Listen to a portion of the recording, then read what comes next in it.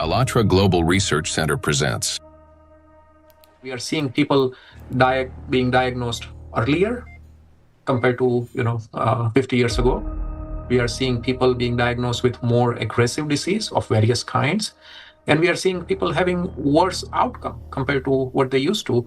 And this is despite of all the advancement we have been able to make in the medical science in general. Do we expect the rise in neurodegenerative diseases, disabilities, and so forth? I think we are already seeing that rise. The rise in cancer rates worldwide is absolutely frightening. I think it's very legitimate to call it an epidemic. There's an increased rate of cancer worldwide in children and also in people much younger than I used to see. So what's going on now is that we're having a rise in people getting cancer, children, young adults, and it's probably not due to smoking or alcohol or anything. There seems to be something else, something in the environment that is causing this cancer at an alarming rate, and it's getting worse. So a very serious problem.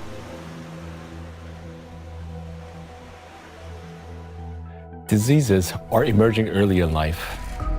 Today's generation is getting sick at ages when their parents were still healthy. And what's worse is that they're often battling not just one, but multiple chronic diseases simultaneously.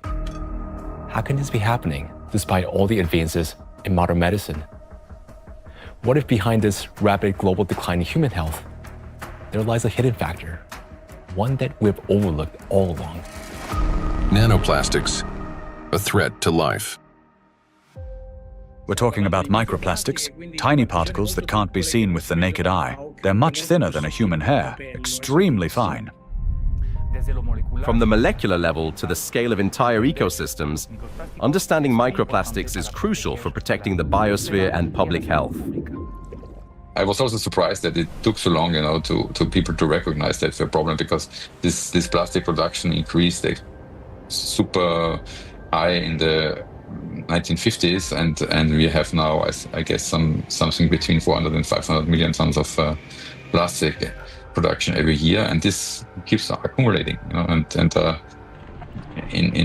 all our ecosystems. So it's not only affecting the human life, but the whole ecosystem. So it's every individual, every plant, even bacteria.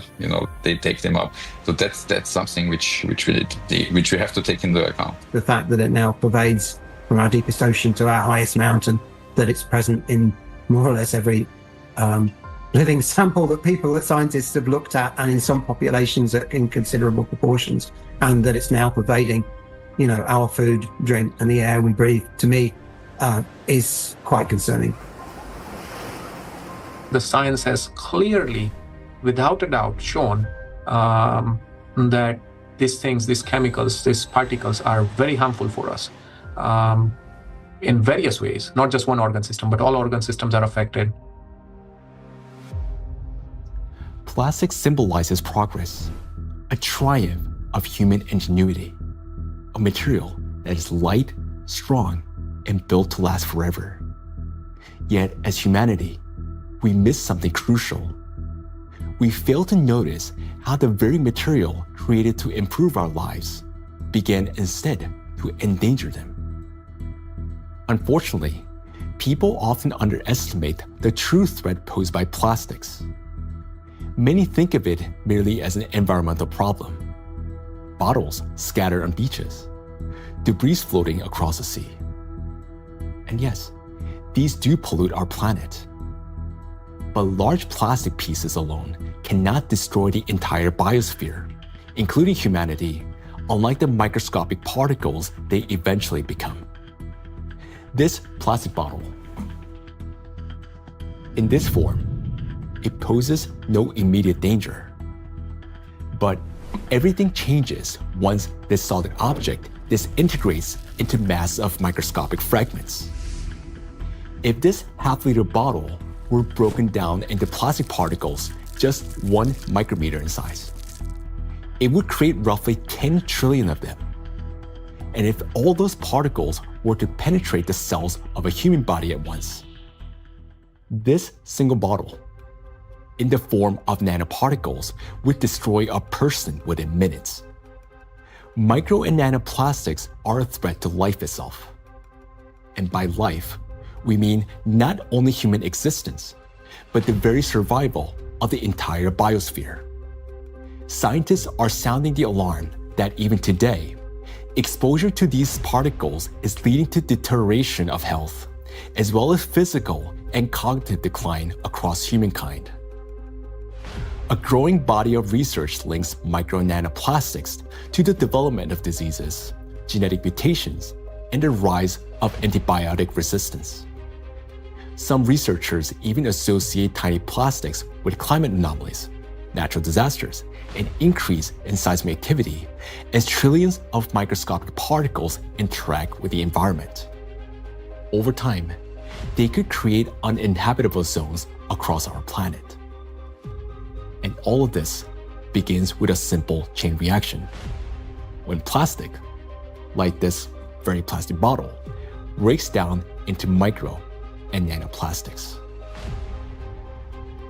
This documentary is a result of a large-scale investigation. We have examined hundreds of scientific studies and thousands of facts to answer key questions, like why are plastics so particularly dangerous? How can plastic particles threaten the very foundation of life? And what chances remain for humanity to change its course? Today, only a few hundred, perhaps a few thousand people truly understand the magnitude of this threat. A number far too small for a world of 8 billion. But by watching this documentary, you will become one of the few who understand what's really happening. This is a story of why researchers studying nanoplastics call them the number one killer, and how they're already reshaping our future. Plastic interferes with the universal language of life.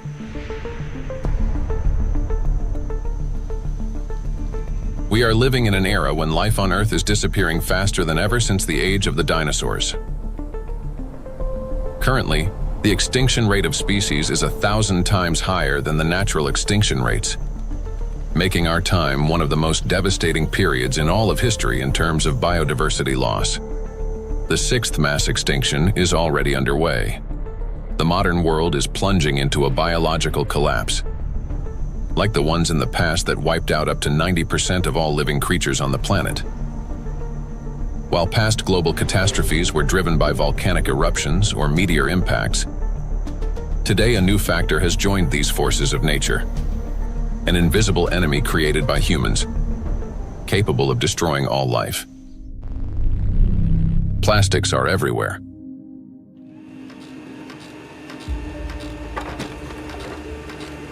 Since the mid-20th century, humanity has produced more than 9 billion tons of plastic.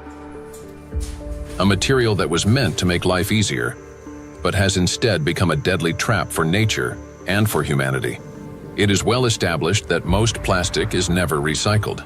Professor Antonio Ragusa, an Italian obstetrician gynecologist and researcher who first identified microplastic in the human placenta, explains how it continues its journey through the biosphere.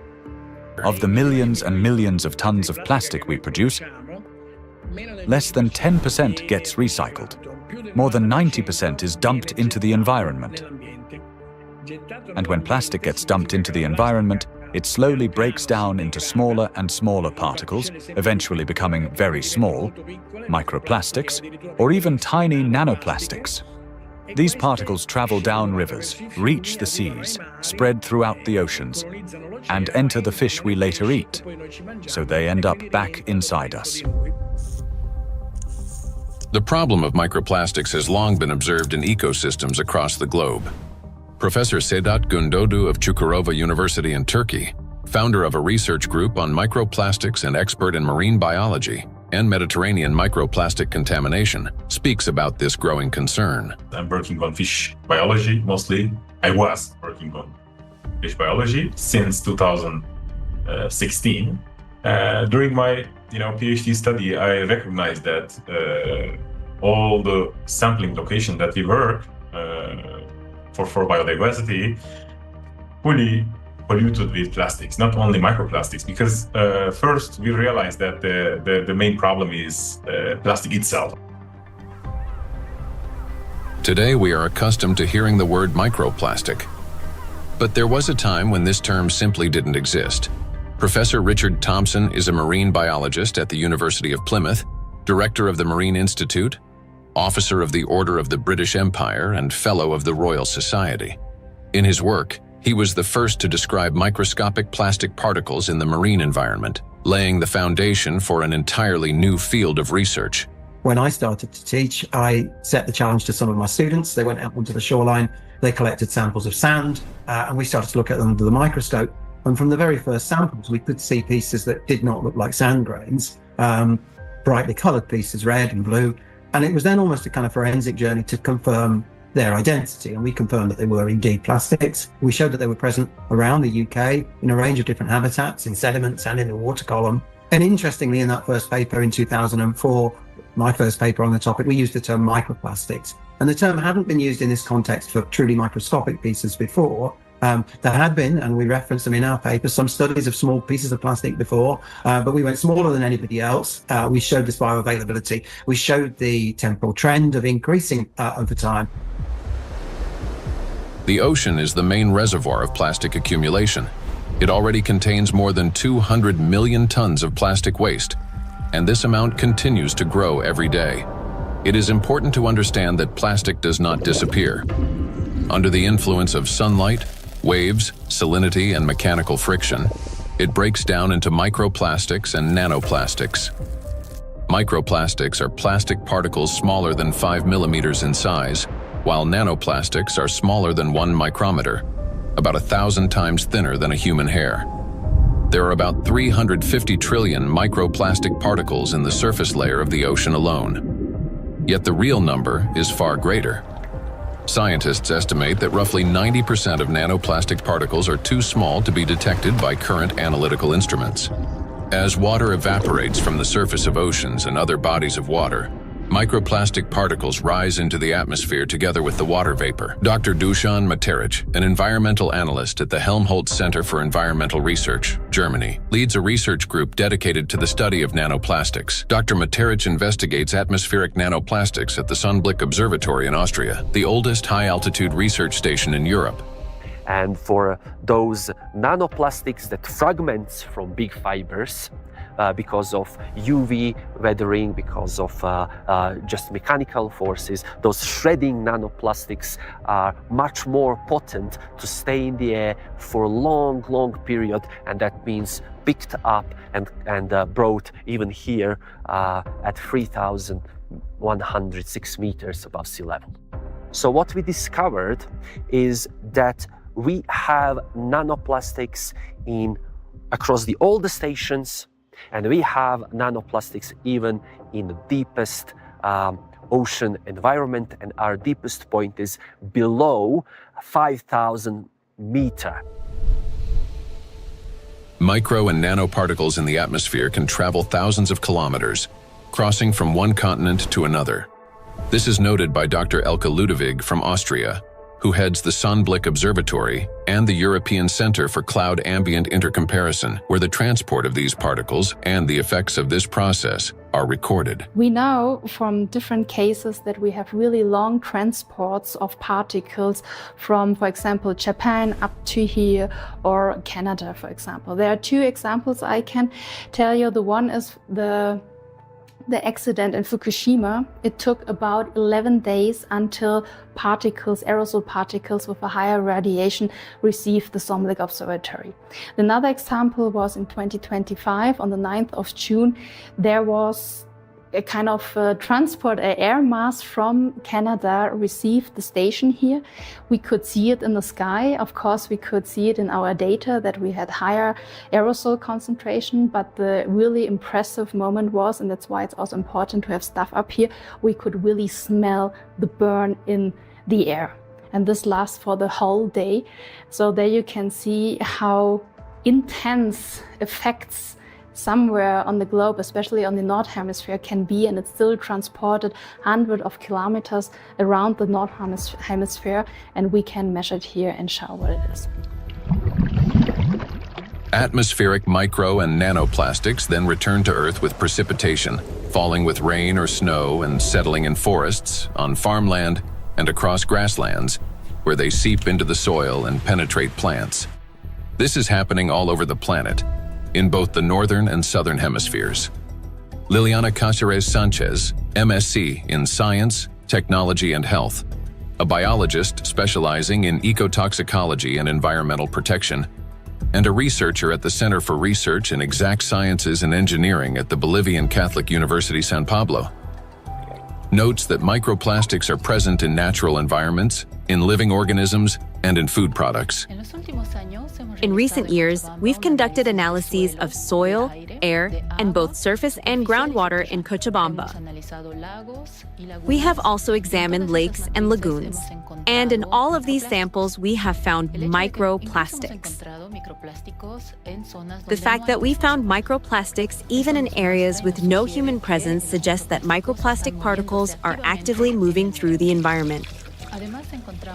In addition, we identified their presence in food and in living organisms. We detected microplastics in milk and other pasteurized products such as yogurt. They were also found in wild animals, for example, in the Titicaca water frog and in fish from a lake near Cochabamba called Angostura. These findings confirm that microplastics have already become part of our food chain and ecological chain. Due to microplastic pollution, 1 in 10 grains of the world's 3 main food crops, rice, wheat, and corn, may die before harvest. In addition, researchers from the University of Catania have found high concentrations of microplastic particles in apples, pears, carrots, potatoes, lettuce, and broccoli. Overall, apples and carrots contained the highest levels of contamination, and fruits were found to have more plastic particles than vegetables. On dairy farms in several countries, microplastic particles have been found in samples of hay and other types of cattle feed. The presence of microplastics has also been confirmed in the milk and meat of cows and sheep, as well as in the lung tissue of pigs and in the stomachs and intestines of domestic ducks. This means that plastic has now become inseparable from livestock farming. Scientists from the University of Newcastle in Australia estimate that the average person today consumes around 250 grams of plastic per year through food, the weight equivalent of 50 plastic bags. Moreover, humans inhale micro and nanoplastics. According to studies, an adult can inhale up to 106,000 microplastic particles during a 2-hour walk in a large city. And in areas near bodies of water, that number significantly increases. We encounter micro and nanoplastic every day when we brush our teeth, take a shower, eat, run errands, go for a walk, wear our clothes, use household appliances, or take medications, and when we are working on a computer, riding public transport, drinking coffee on the go, shopping in a supermarket, or relaxing outdoors. Micro and nanoplastics are everywhere, and we barely notice how deeply these particles have become embedded in our everyday lives today. There are 3 ways plastic gets into the body: through inhalation, through the skin, and through food. And what happens next? It enters the bloodstream. Until fairly recently, about 15 years ago, people thought plastic was inert. And in fact, if you look at these plastic pellets, not microplastics but larger macroplastics, even if you put them in water, they just sit there quietly. It seems like they don't interfere much with the environment.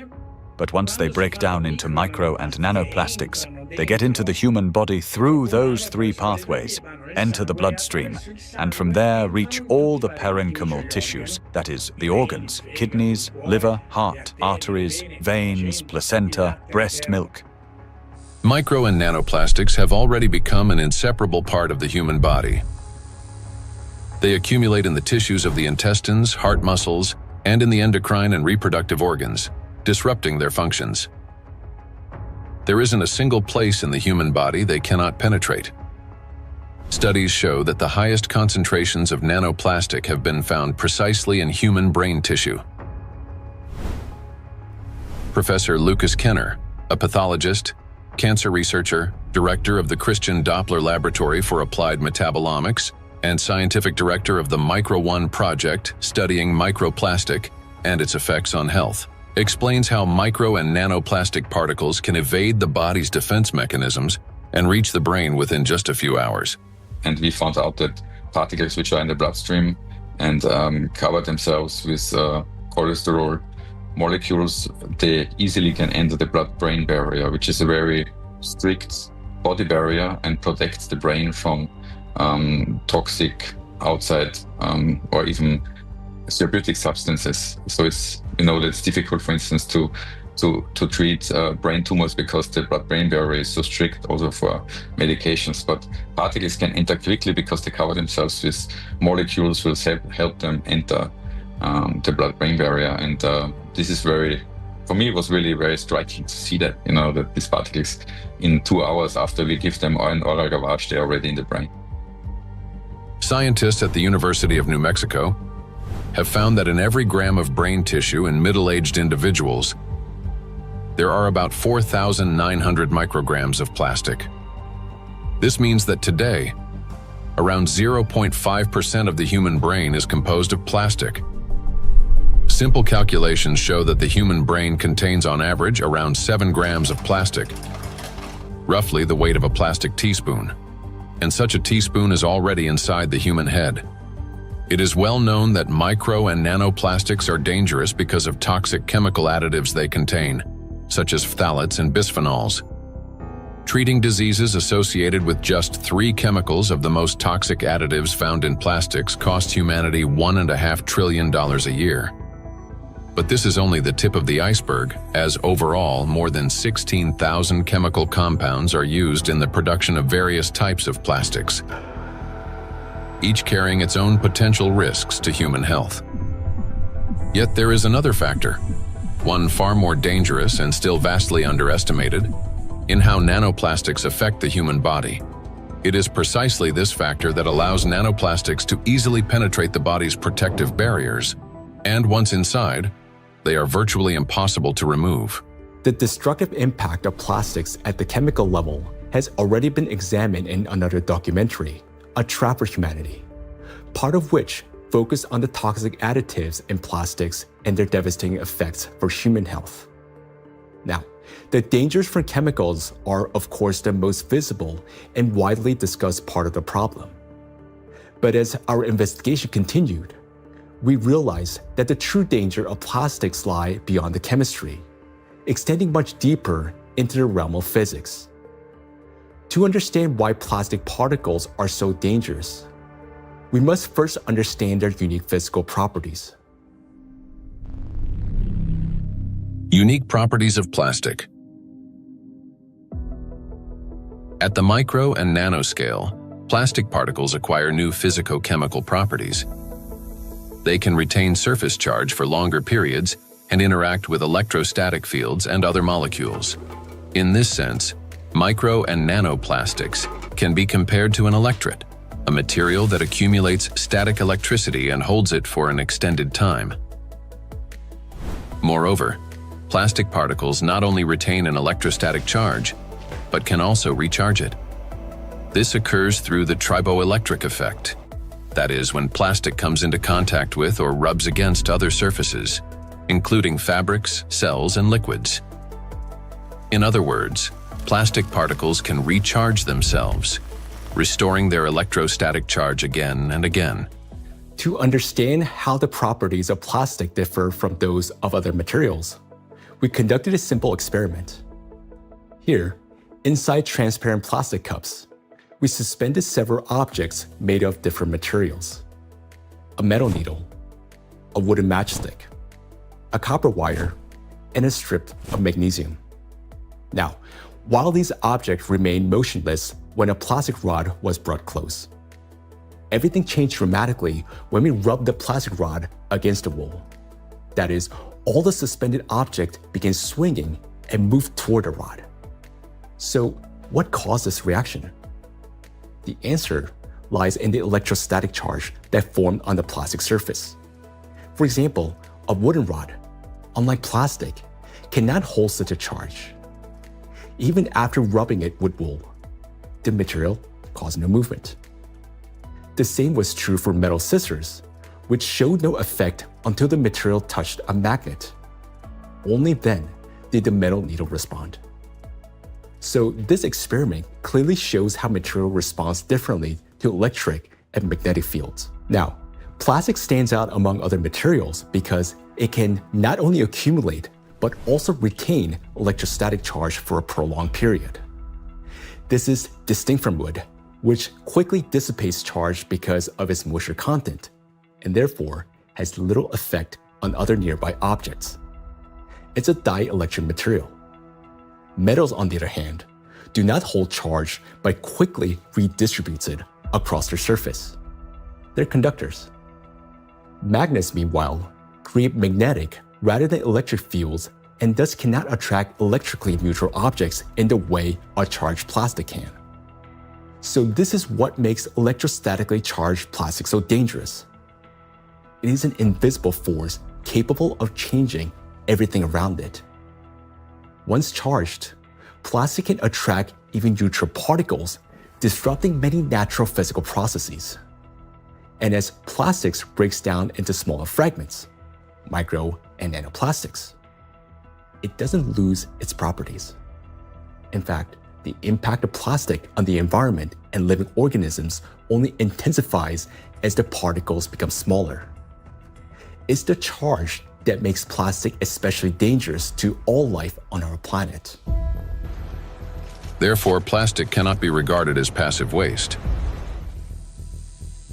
It is an active, electrically charged material capable of interacting with nearly all substances on Earth, from atmospheric particles to living cells.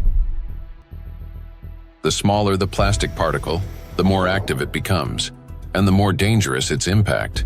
If you view a microplastic particle and it's 5 millimeters in diameter, and you break it down to a nanoplastic particle, which is 1 micrometer in size, you generate from one particle 125 billion particles, which is the number of galaxies we have in the universe. And the surface of these particles is 5,000 times larger than the 5 millimeter particle. So this just exemplifies how big an issue the breakdown of those plastic particles in even and all the time smaller particles. And these particles have maybe total different properties than the large 5 millimeter particles. So you not only change the size, but also the surface and the properties of the particles. Nanoplastic has an enormous surface area compared to its mass. It's like a tiny grain with the surface area of a football field. This is called a high specific surface area. The larger the surface, the greater the particle's ability to accumulate and retain electrostatic charge, and the more active sites it contains that bind proteins, metal ions, lipids, and other molecules from the surrounding environment can attach. To understand how dangerous these tiny charged particles are, let's run a simple mental experiment. For example, we have an ordinary 1.5 volt battery. If we divide it into 125 billion tiny batteries, and suppose each of them still had the same power output of 1.5 volts, their aggregate power would equal 187.5 billion volts. Imagine how much greater the voltage will become. Similar things happen with plastic. When a single fragment of plastic is divided into 125 billion particles, each carrying a charge, the amount of charge increases. Today, millions of tons of plastic in our biosphere are constantly breaking down into smaller and smaller particles, each carrying an electrostatic charge that allows it to penetrate everywhere. Consequently, as the number of electrostatically charged plastic particles grows, an excess electrical potential builds up throughout our planet. This is a major factor disrupting the Earth's energy balance, contributing to warming of the oceans, increase in atmospheric anomalies, as well as the number and severity of natural disasters each year. Note that the warmer the ocean, the more acidic it gets, and the faster plastic breaks down into charged micro-nanoplastics. This in turn leads to greater buildup of energy on our planet, amplifying all these processes in a self-reinforcing chain reaction. In addition, The smaller the particle, the more easily it penetrates the protective barrier of living organisms, including humans, triggering various chronic diseases and killing millions of people. We'll explore all of this in detail. In other words, plastic fragmentation does not make it safer. On the contrary, it transforms it into nanoparticles that readily penetrate living organisms. We know so far that compared to microplastics, nanoplastics can pass through the cell membranes much easily. That means that they can go to our bloodstream, not just us animals as well, and they can be carried to certain organs, deposited there, hard to be excreted back and things like that.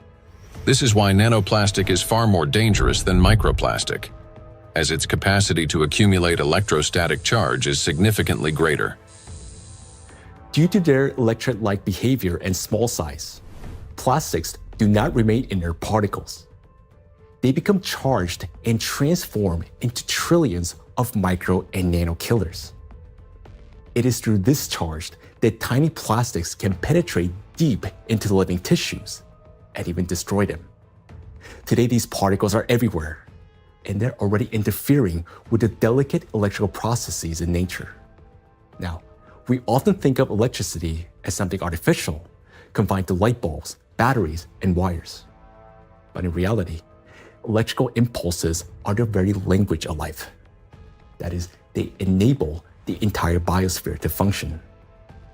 And it is precisely these natural processes that electrostatically charged micro and nanoplastics are now disrupting. Universal language of nature.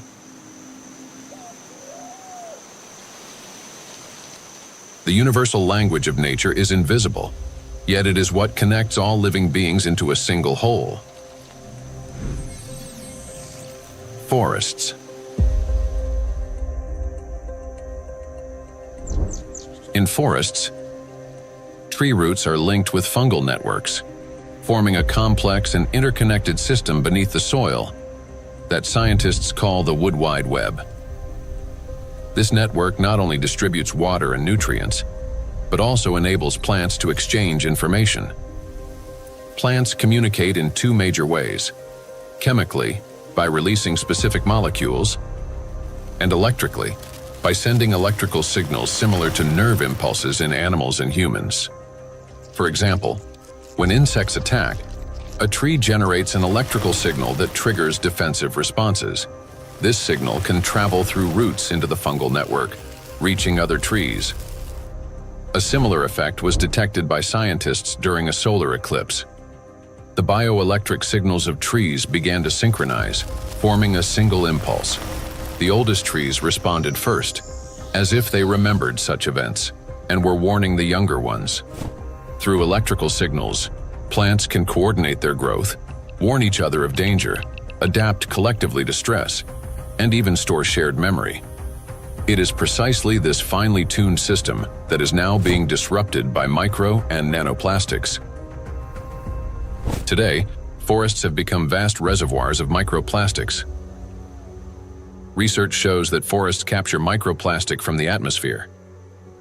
As air currents pass through forests, they carry tons of microplastic particles. The forest functions as a massive filter. Tree canopies and leaves literally comb out particles from the air. In the past, this process helped purify the atmosphere from dust and dirt. Today, however, along with these natural particles, micro and nanoplastic are also being trapped. Unlike dust, which can become part of organic matter, plastic does not decompose.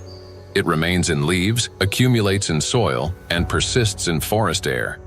Every day, dozens of microplastic particles settle on each square meter of the forest canopy. Scientists estimated the annual deposition of microplastics in forest soils and showed that it correlates with the scale of plastic production in Europe. Assuming that atmospheric fallout is the primary source, they concluded that roughly 400,000 microplastic particles per square meter could accumulate in forest soil over a 70-year period. Charged particles distort bioelectrical signals and deprive forests of their ability to adapt and survive. Negatively charged nanoparticles penetrate plant roots more easily, disrupting nutrient absorption. As a result, growth slows down and root formation is impaired. In addition, electrostatically charged micro and nanoparticles of plastic adhere to leaves and penetrate plant cells, impairing photosynthesis. They damage chloroplasts, the energy centers of plant cells, the analog of mitochondria in animal and human cells. Prolonged exposure to micro and nanoplastics reduces the ability of plants to produce oxygen. Some of the world's forests, such as the eastern forests of the Amazon, are already emitting more carbon dioxide than they produce oxygen. Animals. Micro and nanoplastics can penetrate the brains of animals. Electrostatically charged plastic particles damage brain cells and disrupt the transmission of nerve impulses. This causes malfunctions in the nervous system, from reduced vision, hearing, and smell to impaired motor coordination. As a result, animals struggle to navigate, find food, avoid danger, and to communicate with one another. And all of this greatly reduces their chances of survival.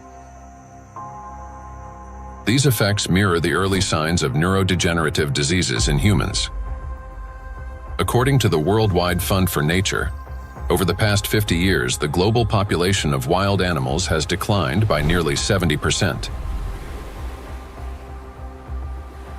People can't even protect those they've taken responsibility for. Household pets are also poisoned by micro and nanoplastics. Pet food contains PET, the same plastic used to make bottles. Moreover, microplastic particles have been found in the tissues of cats and dogs. Scientists analyzed tissue samples from 49 animals, 24 cats and 25 dogs, that had died of natural causes and found that more than 70% of them had microplastics present in multiple organs.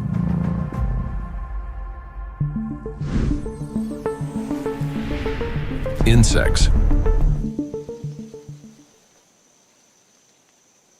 The rate of insect extinction is 8 times higher than that of mammals, birds, or reptiles. The crisis is especially severe for pollinators, bees, whose role in ecosystems and agriculture is critical. Wild and domesticated bees pollinate 75% of agricultural crops and 90% of wild flowering plants. More than 30% of the world's food production depends on bees. Today, populations of honeybees and wild bees are declining rapidly.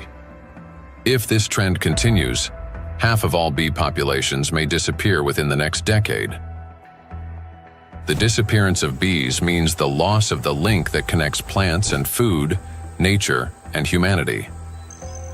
Studies by Indian researchers have identified a correlation between microplastic pollution and declining populations of insects. Bees interact with their environment through electrical impulses. They navigate not only by scent, color, and flower shape, but also, remarkably, by sensing a flower's electric field.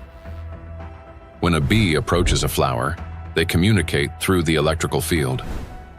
As bees fly, friction with the air gives their bodies a positive charge, while flowers, being grounded, carry a negative charge.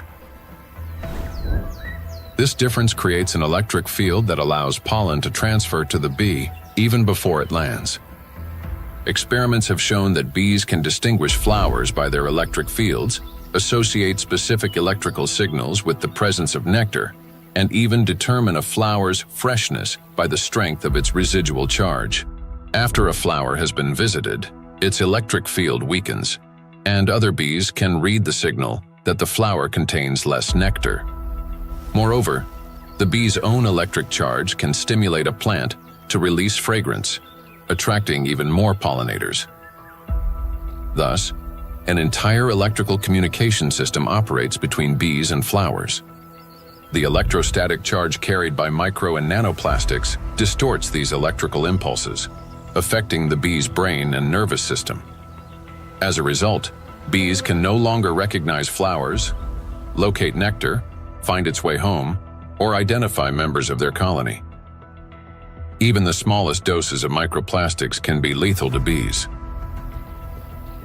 Bees are covered in sensitive hairs and constantly interact with their environment, allowing plastic particles to settle on their bodies and easily penetrate them.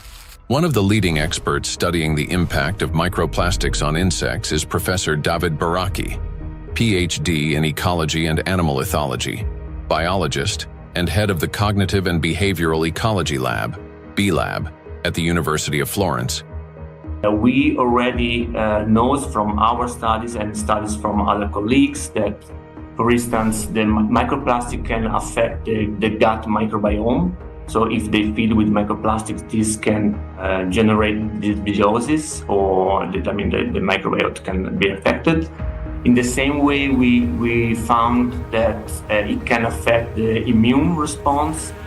So both honeybees and bumblebees have a kind of immune depression, so they are not any longer able to fight infections.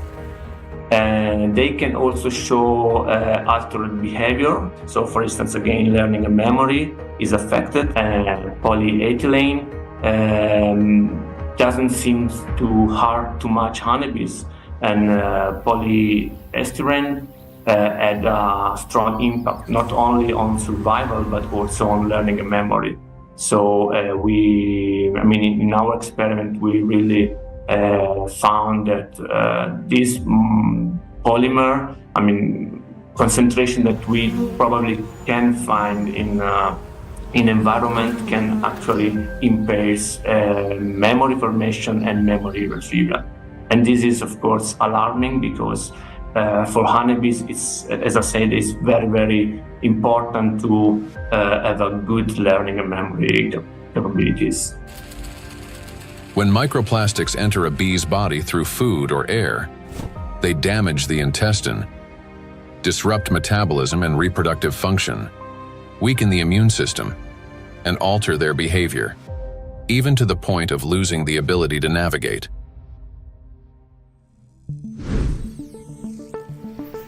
Birds. Across the globe, scientists are observing an alarming trend. The number of wild birds is rapidly declining. In North America alone, over the past 50 years, approximately 3 billion birds have disappeared. That is a quarter of the entire bird population. Electrical signals play as vital a role in the lives of birds as they do throughout the entire biosphere. The avian nervous system functions through transmission of electrical signals from the brain to all parts of the body. Those impulses control movements of wings, tail, and body in flight, vision and coordination, cognitive responses, for example, evading predators, song and vocal communication. Birds are true living navigators capable of traveling thousands of kilometers and returning precisely to the same locations year after year. Scientists have discovered that many migratory birds use Earth's magnetic field for orientation. Imagine an airplane. A pilot sees a radar screen with lines and markers to avoid getting lost in the sky. For birds, their eyes serve as such a radar. Specialized molecules in their eyes detect both light and Earth's magnetic field, converting them into electrical signals. In the brain, those signals form an image with field lines superimposed on the real world. A bird simultaneously sees clouds, land, and its magnetic radar, allowing it to maintain course in any direction with ease. Electrostatically charged micro and nanoplastic particles entering a bird's body distort electrical impulses and disrupt functioning of its nervous system. This leads to loss of motor coordination, weakened memory and learning ability, and impaired vocalization and spatial orientation. Externally, this manifests as increasingly erratic flight, unstable behavior, and even softer, weakened chirping. Nestlings are especially vulnerable. Many do not survive to adulthood, and those that do often exhibit cognitive impairments. However, that's not all. Plastics damage the liver, kidneys, stomach, and brain of birds, causing symptoms that resemble Alzheimer's disease. Even birds that appear healthy lose the ability to adequately care for their partners and offspring, sharply reducing their chances of successful reproduction.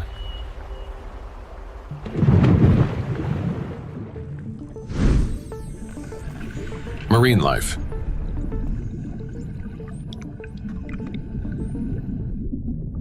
Beneath the surface reigns a unique world where vision weakens and sounds become distorted.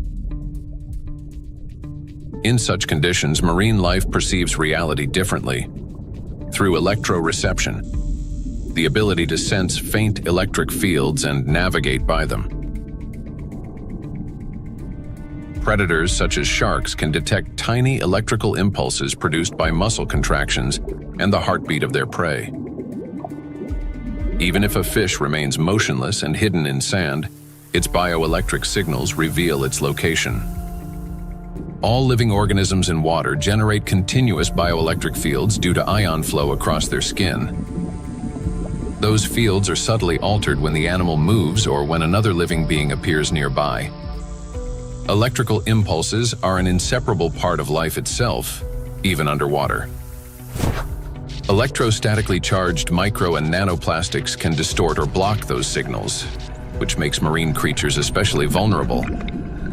As a result, marine animals and fish lose their ability to accurately locate prey, avoid predators, and follow migration routes.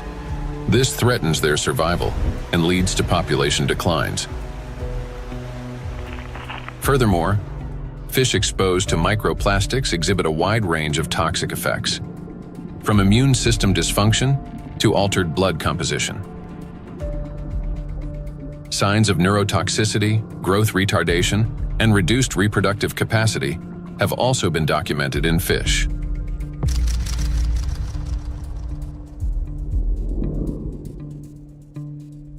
All processes in the biosphere rely on extremely subtle electrical impulses. It is these impulses that become distorted by electrostatically charged micro and nanoplastic. Micro and nanoplastics have already permeated every environment and integrated into all ecosystems. The examples given here represent only a small part of a global problem. Disruptions are occurring throughout the biosphere without exception, and the outcome is the same everywhere. Distortion of signal transmission, breakdown of biological connections, malfunction of living systems, and ultimately, the death of life itself. Micro and nanoplastics are everywhere, and everything they touch is slowly dying.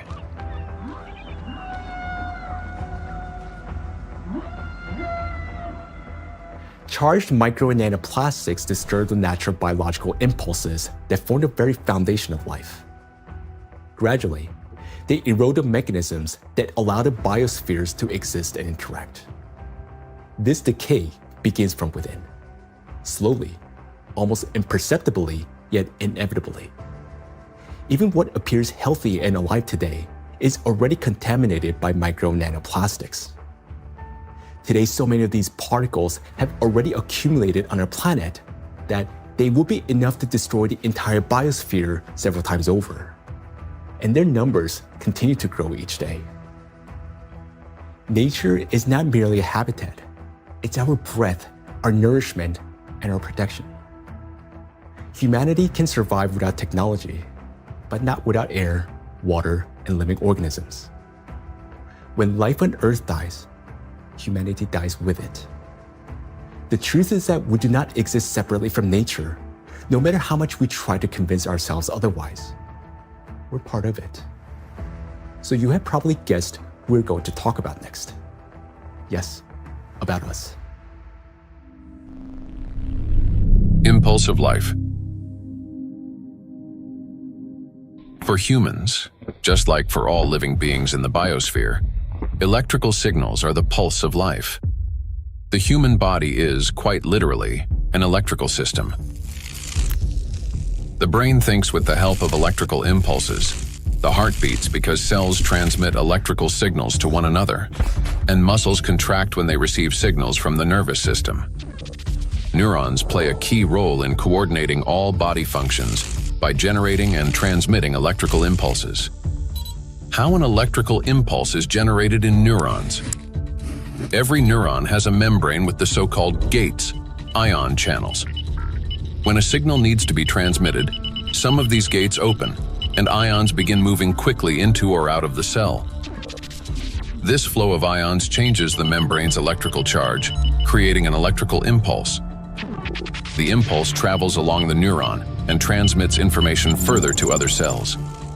How you communicate, whether you interrupt, speak quickly and emotionally, or on the contrary, whether you're apathetic, how you scroll through a news feed on your phone, whether you rush or move slowly, depends largely on the balance of ions. When this balance is disrupted, a person can become overly irritable, or, on the contrary, sluggish. Every movement and reaction of our body is based on electrical impulses in neurons and other cells. For example, if you accidentally touch a hot object, nerve fibers instantly transmit a signal to the brain, which commands the muscles. Pull your hand away. Without electrical impulses, the body wouldn't be able to maintain a stable internal state, homeostasis. Even the immune system cannot function without electrical impulses. The speed and strength of every immune cell's response depend directly on the quality of impulse transmission. Emotions and thoughts are also the language of electrical impulses. When you feel joy, sadness, excitement, love, or recall a memory, tiny electrical sparks run between neurons. They're like messages between friends. One neuron writes, another reads, and passes it on. Through these chains, thoughts, emotions, and decisions are born. When you learn something new, that too is the work of electrical impulses. They create new neural connections, as if paving little pathways in the brain that make it easier for impulses to travel later on.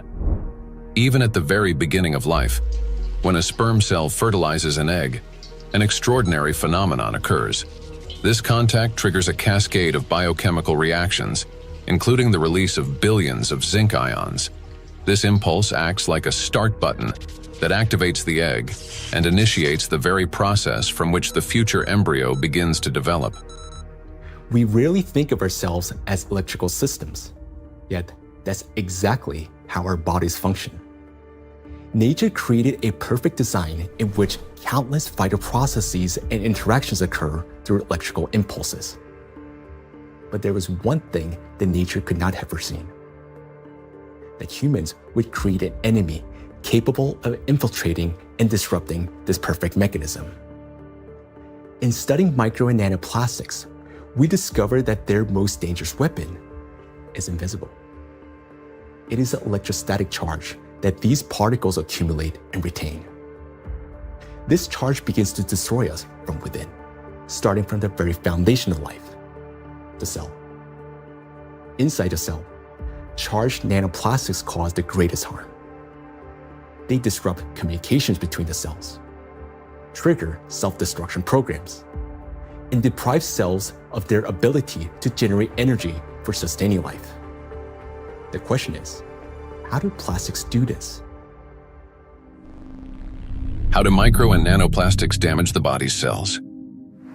Disruption of interactions between neurons. Electrostatic charge and extremely small size allow nanoplastic particles to penetrate inside human cells. The impact of nanoplastics on cell function can be clearly traced in neurons, cells of the nervous system, as their function is directly linked to the generation and transmission of electrical signals. Valérie Etkin, Doctor of Physical and Mathematical Sciences and member of the European Academy of Natural Sciences, emphasizes that the impact of nanoplastics on nerve cells manifests at the most fundamental levels. Nanoplastics significantly influence the generation and transmission of neural impulses through multiple mechanisms that disrupt ion transport and the electrical activity of neurons responsible for transmitting nerve signals in the body. Each neuron functions like a miniature battery. It constantly maintains a difference in electrical charge between the inside and outside of its membrane. This enables the neuron to be ready to transmit a signal at the right moment. Charged nanoplastic disturbs this delicate balance, making the cell behave unpredictably. a neuron may activate prematurely, like a light flickering on without command, or conversely, fail to transmit a signal when needed. Such interference disrupts the operation of entire neural networks, like a city experiencing power outages, where neighborhoods go dark one after another, leading to a blackout. In addition, as shown by research conducted by Chinese scientists from Southern Medical University in Guangzhou, nanoplastic interferes with the operation of ion channels. Nanoplastic carrying an electrostatic charge can interact with these channels and alter their structure. As a result, the gates may fail to open or remain open for too long. This also disturbs normal signal transmission throughout the nervous system. When electrostatic interactions occur with charged membrane lipids, they cause a redistribution of charged lipids and proteins within the membrane, which leads to impaired functionality of these lipid membranes. This results in localized changes in ion concentration and the formation of ion concentration gradients around charged particles. The function of ion pumps, which are essential for maintaining ion balance, becomes disrupted. Ion pumps are mechanisms that move substances against their concentration gradients, a process known as active transport. When these processes become unbalanced, they accumulate energy that can later be used by biological systems to perform work. And so, the work of these pumps may be disrupted, yet it's one of the core mechanisms underlying biological activity. Signal transmission between neurons is a complex yet remarkably coordinated electrochemical communication process in which special molecules, neurotransmitters, play a crucial role. These molecules act as couriers, transferring information from one neuron to another in a strictly ordered manner. Nanoplastic particles carrying an electrostatic charge can interfere with the release of neurotransmitters or trigger their discharge without proper signaling.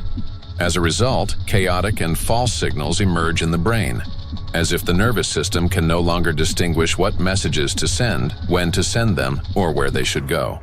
Any disruption in communication between neurons inevitably affects our mental state. If you find yourself becoming forgetful or absent-minded, if you have difficulty concentrating or remembering even simple things, it may be a sign that the degradation of neural connections has already begun. Nanoplastics not only interfere with communications between neurons, but they also penetrate directly into cells and even trigger their self-destruction. Cells start the process of self-destruction.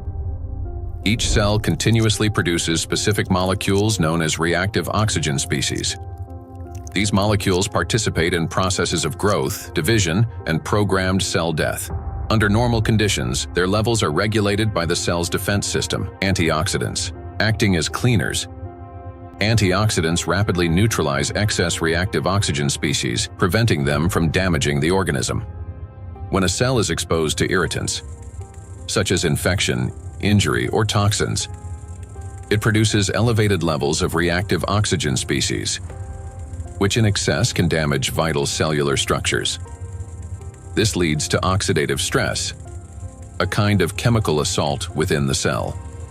In response to damage and oxidative stress, a natural defense mechanism is activated: inflammation. Its purpose is to eliminate the source of injury and restore balance. However, in the case of electrostatically charged nanoplastic, this mechanism ceases to function properly. Plastic particles remain inside the cell and act as a continuous irritant. The inflammation does not subside and becomes chronic. As a result, DNA, proteins, membranes, and other key cellular structures are damaged. Ultimately, the cell either can no longer function properly or initiates its own self-destruction. We've done remarkable studies and discovered that plastic embeds itself inside the cytoplasm. The cytoplasm contains organelles, small structures that keep the cell alive and functioning. Plastic gets into the cytoplasm and stays there. It becomes surrounded by a membrane. Similar to the cell membrane, the cell isolates it because it wants to destroy it. And it starts producing enzymes and other substances the cell normally uses when it's invaded by microbes, viruses, bacteria, or antigens. But unlike those natural invaders, plastic is indestructible, as we said. So the cell is essentially subjected to chronic stress, and eventually it becomes diseased. The Microplastics Research Group at the Bolivian Catholic University in Cochabamba uses aquatic planarians, small organisms that serve as highly useful biological models. Their strong regenerative capacity makes it possible to detect early changes in cellular processes similar to those that occur in other animals. Microplastics, especially when combined with other pollutants such as metals, are already affecting living organisms. Microplastics can trigger oxidative stress, an imbalance between the production of reactive oxygen species and the body's antioxidant capacity. This oxidative stress directly affects cellular metabolism, disrupting the functions of proteins, lipids, and nucleic acids, which can lead to changes in growth, regeneration, and the overall physiology of organisms. Thus, exposure to electrostatically charged nanoplastic leads to oxidative stress, inflammation, and consequently, the death of not only neurons, but also other types of cells. Oxidative stress is like a fire burning inside a cell, while antioxidants are like firefighters that work to extinguish it. Note that nanoplastics act as a fuel for the fire, feeding it endlessly until the cell is consumed from within. Yet, that's not all nanoplastics do inside our cells. They also destroy the cell's power plants, the mitochondria. Every cell lives and functions thanks to the energy produced by mitochondria. That very energy powers all processes in the body, from cell division to hormone synthesis. Even the electrical impulses that we've been talking about depend on the energy from mitochondria. And it is precisely this vital source of life that charged nanoplastics attack. Cells stop producing energy for life. Recent studies have shown that mitochondria are particularly vulnerable to the effects of nanoplastic. And that's where a cascade of processes leading to aging and disease begins. Scientists from China have discovered that the electrostatic charge and tiny size of nanoplastic particles allow them to penetrate deep into the cell and accumulate even within mitochondria, disrupting their function. Such a condition is known as mitochondrial dysfunction, a state in which mitochondria can no longer perform their essential roles. For comparison, a mitochondrion is approximately the size of a bacterium, while a nanoplastic particle is dozens of times smaller. Dr. Jeffrey Long, a radiation oncologist with many years of clinical experience and an expert on environmental exposures and their impact on human health, explains the destructive intracellular processes triggered by nanoplastic. They can get into the cell and they can damage the critical parts of the cell, particularly mitochondria. Mitochondria in each cell in the human body is sort of the energy machine. It produces the raw stuff that provides energy to the entire rest of the cell. And it is frightening to understand, and increasingly so with increasing scientific studies, that nanoparticles nanoplastics, as they get in, are actually damaging the mitochondria, that energy-producing part of the cell. They're also damaging the part of the cell involved in division and reproduction called DNA. And certainly they can affect other molecules and proteins within the cell. Mitochondria are the cell's energy and signaling center. They regulate metabolism, control cell growth and division, protect against oxidative stress, modulate inflammation and immune responses, and trigger programmed cell death. One of their key functions is cellular respiration, the process by which energy is produced. Energy in the human body is generated as follows. First, proteins, fats, and carbohydrates from food are broken down into simple molecules. These molecules then enter the mitochondria, where electrons are extracted from them. The electrons move along a specialized chain of proteins, much like an electric current passing through wires. This electron flow drives the mitochondrial energy machinery, resulting in the production of ATP, the universal fuel that powers all organs and tissues. A single mitochondrion can produce up to 10 million molecules of ATP per day. However, electrostatically charged nanoplastic interferes with this delicate process. Its particles disrupt movement of electrons and reduce the efficiency of ATP synthesis. It is similar to a power plant where the wiring begins to short circuit. The generator falters, energy output drops, and the entire system starts to fail more quickly. Mitochondria have their own DNA, a set of instructions for energy production. Without it, mitochondria cannot generate energy, and the cell gradually loses its power source and begins to deteriorate. Exposure to nanoplastic causes mutations to accumulate rapidly in mitochondrial DNA, further impairing mitochondrial function.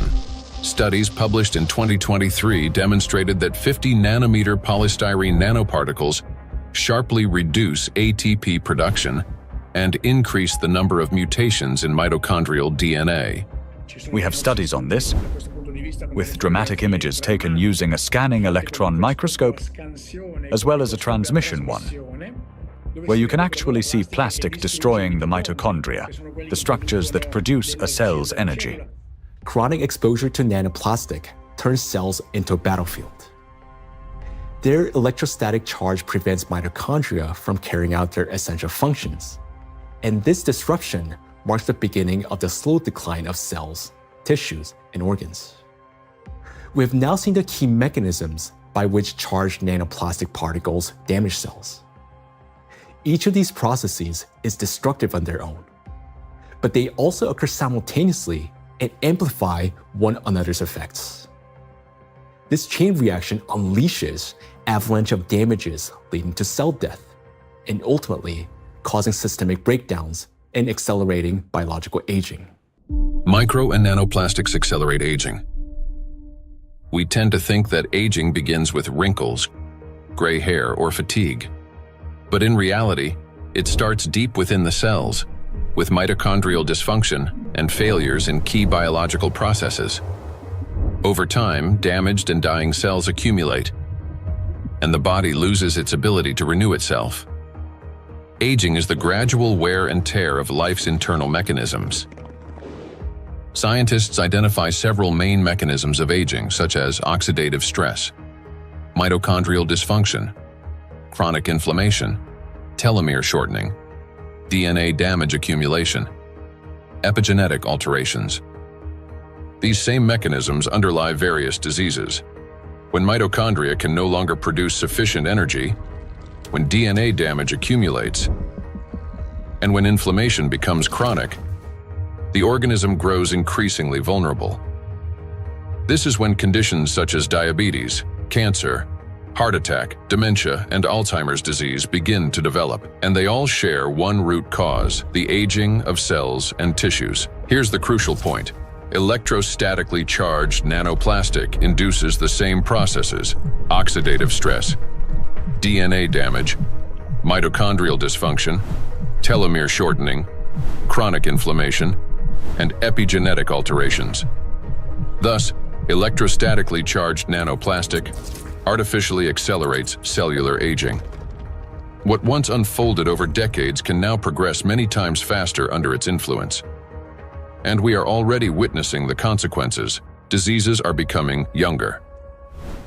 Scientists have found that modern generations develop illnesses earlier and accumulate more chronic conditions than their parents did at the same age. Even a difference of just a few years now translates into noticeably higher rates of disease. Cancer and hypertension remain the most common conditions. Moreover, each subsequent generation shows an increase in the number of chronic conditions in a single individual. Diseases once considered age-related are increasingly found in young people. Notably, this trend coincides with the growing plastic pollution of the environment. As a result of exposure to electrostatically charged nanoplastic, the biological cell age of people in their 20s or 30s may already correspond to that of a 50 to 60-year-old person. So very frightening how widespread nanoplastics are everywhere, probably each and every one of our cells. Even to you talking and among the audience listening, probably all of our cells have at least some nanoplastics. So let's summarize. Aging is a gradual breakdown of the cells in our bodies. Nanoplastics accelerate this deterioration, and thus the aging itself through all those destructive processes within the cells that we've just talked about. And here lies the crucial point. The same mechanisms that drive aging also underlie many chronic diseases. In other words, micro and nanoplastics not only speed up aging, but also contribute to the development of diseases. Today, micro and nanoplastics are detected in every organ of the human body, and everywhere, in each organ, in each cell. The tiny plastic particles trigger a cascade of internal destruction. Nanoplastics damage cell membranes, disrupt ion channels, induce oxidative stress, disable mitochondria, and provoke genetic mutations. These damages affect all cell types in the same way, whether in the heart, bones, lungs, or elsewhere. Now, we know the answer to the main question that began our investigation. Why and by what mechanism are nanoplastics capable of destroying living systems at the microscopic level? But what does that mean to us, for each of us? What specific diseases arise from such cellular destruction within the human body? The answers lie ahead in the next part of our investigation. Micro and nanoplastics are damaging health. Micro and nanoplastics impact the nervous system.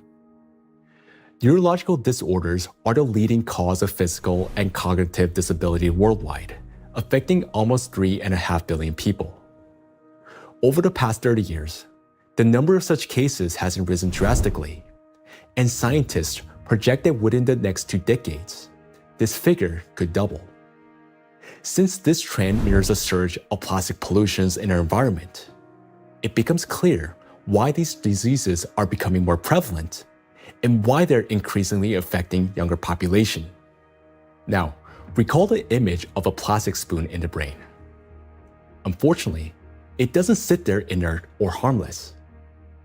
Electrostatically charged plastic particles attack neurons, the brain cells that are responsible for most of our thoughts and movements.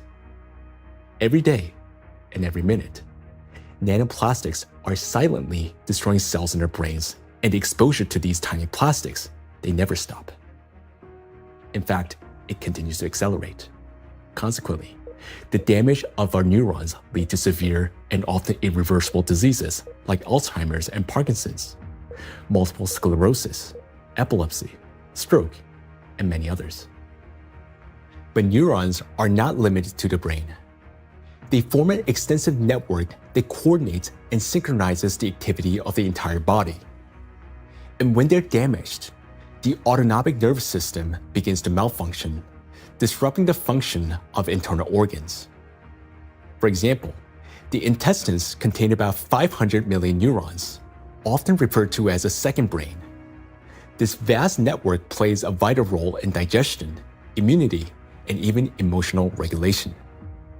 But with every sip of water and every meal, an invisible stream of micro nanoplastics enters our bodies. And unfortunately, most of these particles settle and accumulate in the intestines. Micro and nanoplastics destroy intestinal barriers.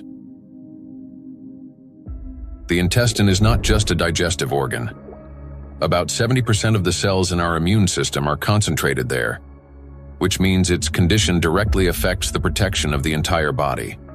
So another study that we provided, showed us we are actually eating plastics, microplastics, because we analyzed 26 human cadaver. We just investigate their intestinal system, their gut content, and we found like between 9 and 10 microplastic per person in their stomach. So this is like a acute exposure. At that time, they exposed that amount of microplastics because when you eat something, it will pass through your intestinal system. Some of them will remain inside the system.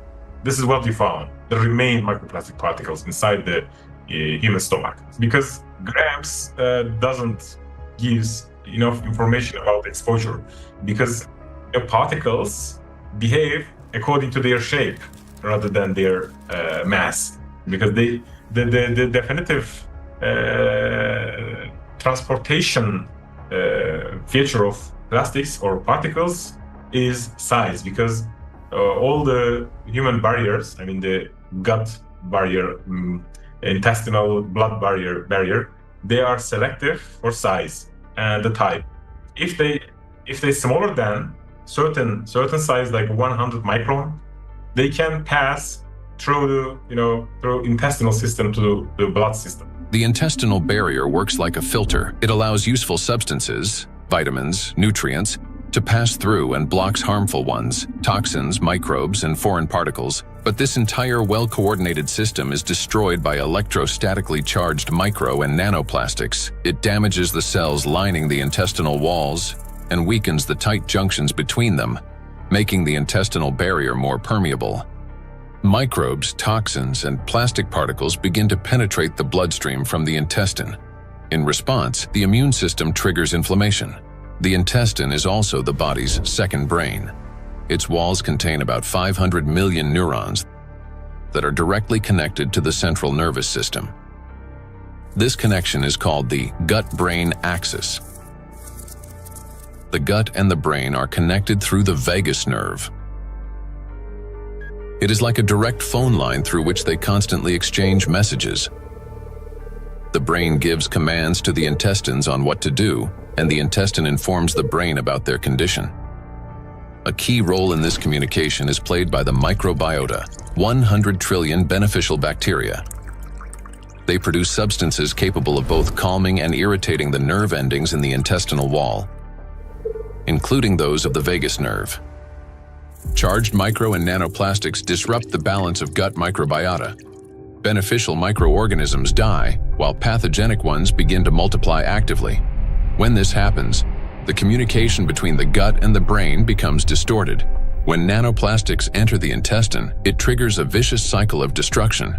The damage that begins in the intestine leads to systemic malfunctions throughout the body. The digestive, immune, nervous, and endocrine systems all suffer. This accelerates the body's aging process and increases the risk of serious diseases such as irritable bowel syndrome and inflammatory bowel diseases, allergies and autoimmune diseases, depression, anxiety and cognitive disorders, obesity and diabetes, cardiovascular diseases, neurodegenerative diseases, such as Alzheimer's and Parkinson's. Micro and nanoplastics destroy immunity. Researchers from the University Medical Center Utrecht discovered that immune cells exposed to nanoplastic die 3 times faster than those that are not. Such accelerated death of immune cells severely weakens immunity and reduces the body's ability to fight infections. This contributes to the spread of inflammatory reactions throughout the body. Scientists from Zhengzhou University and Henan Cancer Hospital in China have found that nanoplastics penetrate even into the bone marrow and the thymus, the organs where blood and immune cells originate and mature. The bone marrow performs 2 key functions.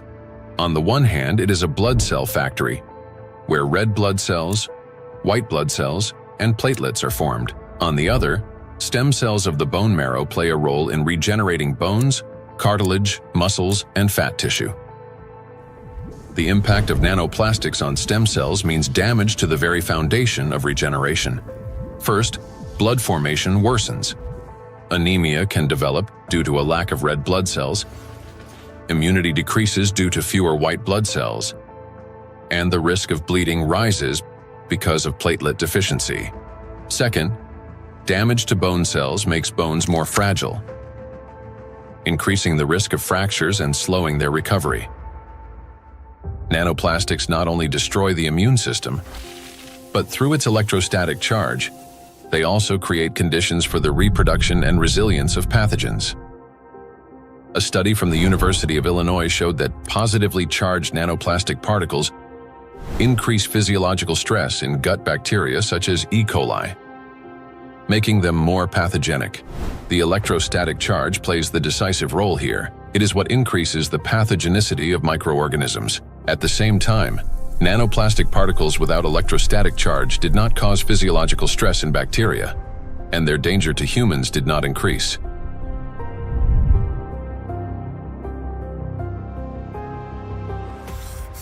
The experiment showed that microplastics, especially polystyrene, can absorb up to 98.6% of viruses, prolonging their survival outside the body for up to 7 days.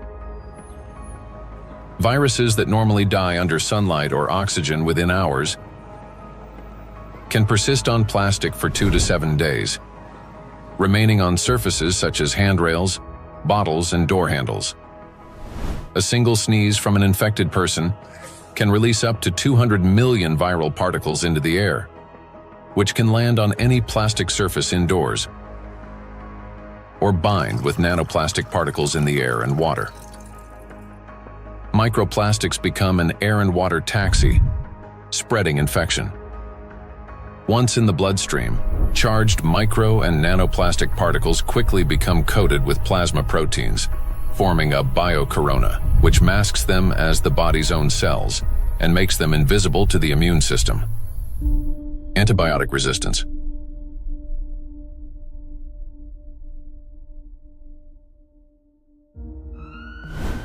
In 2019, antimicrobial resistance was directly responsible for more than 1 million deaths, with nearly 5 million additional deaths linked to related complications. Studies in 2025 show that plastic helps bacteria develop resistance to antibiotics, driving a crisis that medicine is increasingly unable to control. Why? Because plastic is the perfect platform for bacterial growth. On its surface, they easily form biofilms, a dense protective layer shielding bacteria from sunlight, drying out, immune system attacks, and, most importantly, from antibiotics. Just like viruses, bacteria can survive on plastic longer than on other materials, sometimes for 3 days or more. This makes microplastic an efficient carrier of dangerous microbes through water, soil, and food. Paul Dabzak, PhD in water chemistry and microbiology, researcher at Center for Research in Exact Sciences and Engineering at the Bolivian Catholic University San Pablo, notes that the presence of biofilms on microplastics makes them even more dangerous.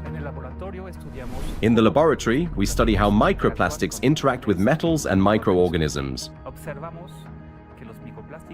We observe that microplastics can adsorb metals through both physical and chemical sorption processes, and that this ability increases in the presence of bacterial biofilms that develop on the surface of the particles. These interactions depend on the type of plastic and the size of the particles, which alters their electrostatic charges. This causes microplastics to act like a magnet, attracting even more contaminants to their surfaces. In laboratory conditions, researchers from Boston University found that when bacteria come into contact with microplastic, they activate a special metabolic process linked to electron transfer. Simply put, plastic particles can share electrons with bacteria, acting as a kind of power bank for them. This process is called extracellular electron transfer. It gives bacteria extra energy, which first of all, makes them stronger, helps them divide faster, mutate, and build resilient multi-layered biofilms that block antibiotics from penetrating. Secondly, this extra energy directly accelerates antibiotic resistance. What's worse, even after plastic was removed from the experiment, bacteria retained their new properties. They mutated, became more resistant, and continued forming strong biofilms on other surfaces, even without plastic support. This means plastics may accelerate the rise and spread of the so-called superbacteria that are resistant to drug treatment. According to WHO estimates, by 2050, antimicrobial resistance will claim 10 million lives every year. Meanwhile, new antibiotics are being developed far more slowly than bacteria evolve. So think about this. Charged microplastics not only help bacteria to survive, but they also enable them to mutate into superbacteria that are resistant to antibiotics. This discovery reshapes our perspective on plastic pollution because we now understand that the problem is far more alarming than we have previously believed. And each year, the threat of antibiotic resistance is growing. In many countries, standard drugs are already losing their effectiveness, and even common infections are becoming increasingly difficult to treat. If this trend continues, antibiotics could soon become entirely useless. Micro and nanoplastics affect the respiratory system. The inhalation pathway of micro and nanoplastics is especially dangerous because plastic particles carrying an electrostatic charge can reach not only the lungs, but also travel directly into the brain through the olfactory pathway. Chinese researchers have estimated that in just 2 hours outdoors, an adult can inhale up to 106,000 microplastic particles, and a child about 73,000. Given the lower body mass of children, the concentration of inhaled microplastics per kilogram is on average 4 times higher in children than in adults. Once inside the respiratory tract, micro and nanoplastic particles carrying an electrostatic charge trigger a chain of destructive reactions in every cell of the bronchi and lungs. They cause oxidative stress and chronic inflammation, leading to severe consequences such as the onset and worsening of bronchial asthma, progression of chronic obstructive pulmonary disease, pulmonary fibrosis, in which healthy lung tissue is replaced by scar tissue, and an increased risk of malignant tumors of the respiratory tract. In a study conducted in 2021, microplastics were found in 13 out of 20 lung tissue samples. In patients with respiratory diseases, particles were found in every sample of throat phlegm. What's more, plastic fibers have been discovered in malignant lung tumors. According to the World Health Organization, lower respiratory tract infections remain the world's deadliest infectious disease and rank among the top 5 leading causes of death. Cancer of the trachea, bronchi, and lungs ranks 6th among the leading causes of death. Micro and nanoplastics disrupt the functioning of the heart and blood vessels.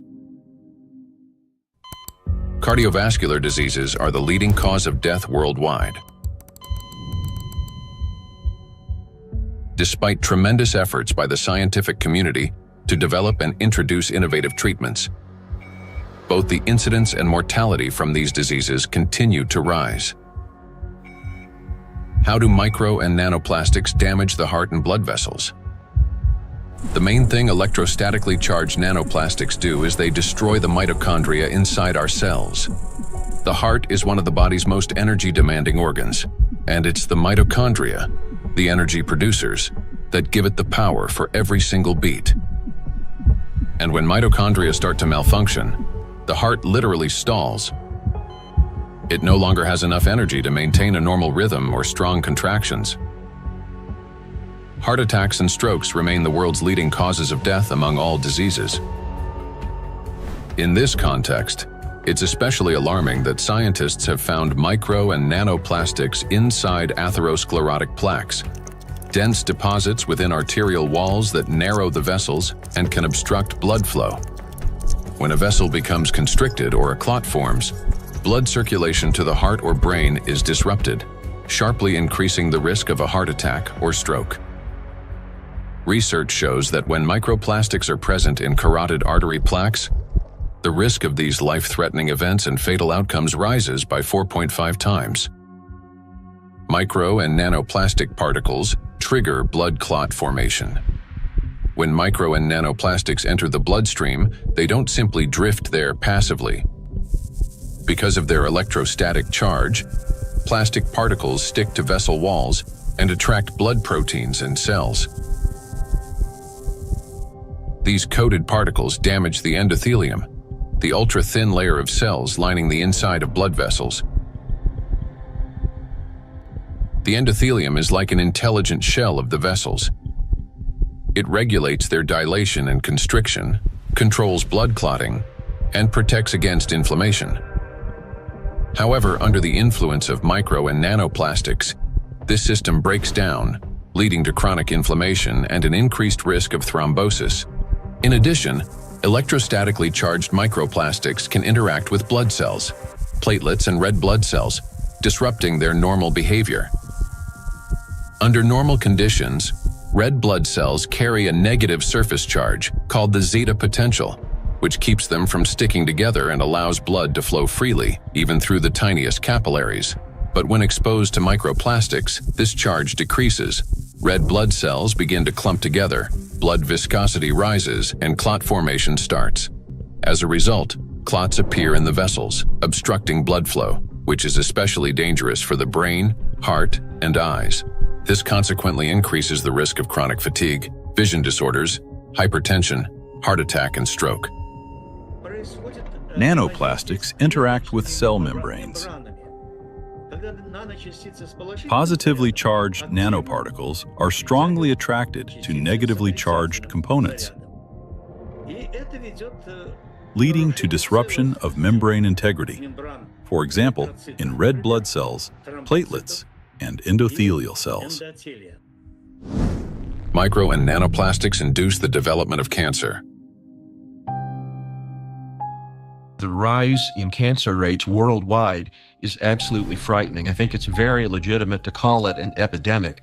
The statistics are sobering. The World Health Organization estimated that in 2020, worldwide there was about 18.1 million new cases of cancer, whereas in 2022, just 2 years later, it's gone from 18.1 million up to nearly 20 million.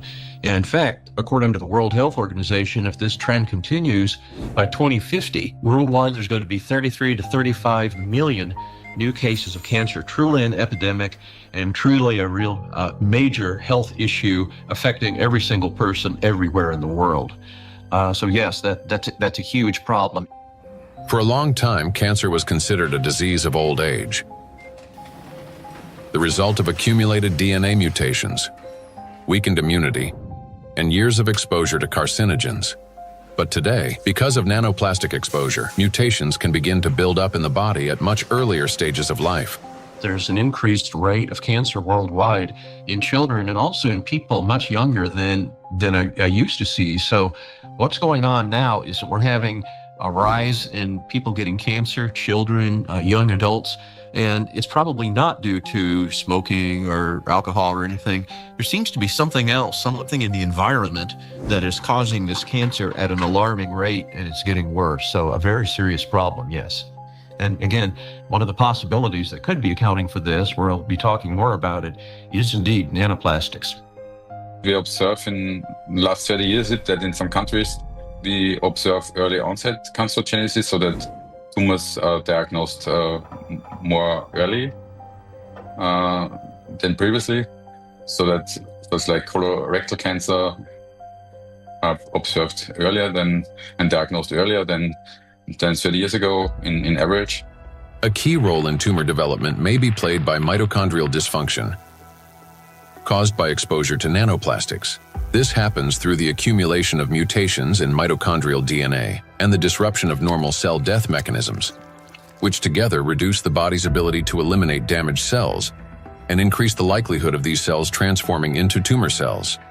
So these tumor cells are very aggressive, and normally they don't take anything up which they cannot use. So, I mean, what could happen? I mean, this is hypothetically that they can produce some energy out of these plastics, or somehow some pathways are activated which are helping the cells to move faster. That could be. So we need to investigate that. So it's a very important question, and we are basically on that to find out what happens mechanistically in those cells, that they can use plastics to facilitate their microbial potential.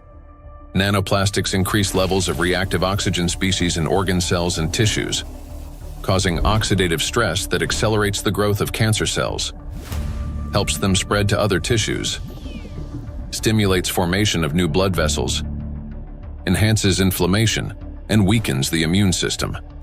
Moreover, the high level of oxidative stress caused by electrostatically charged nanoplastics promotes the survival of tumor cells and reduces their sensitivity to therapy, making malignant cells more aggressive.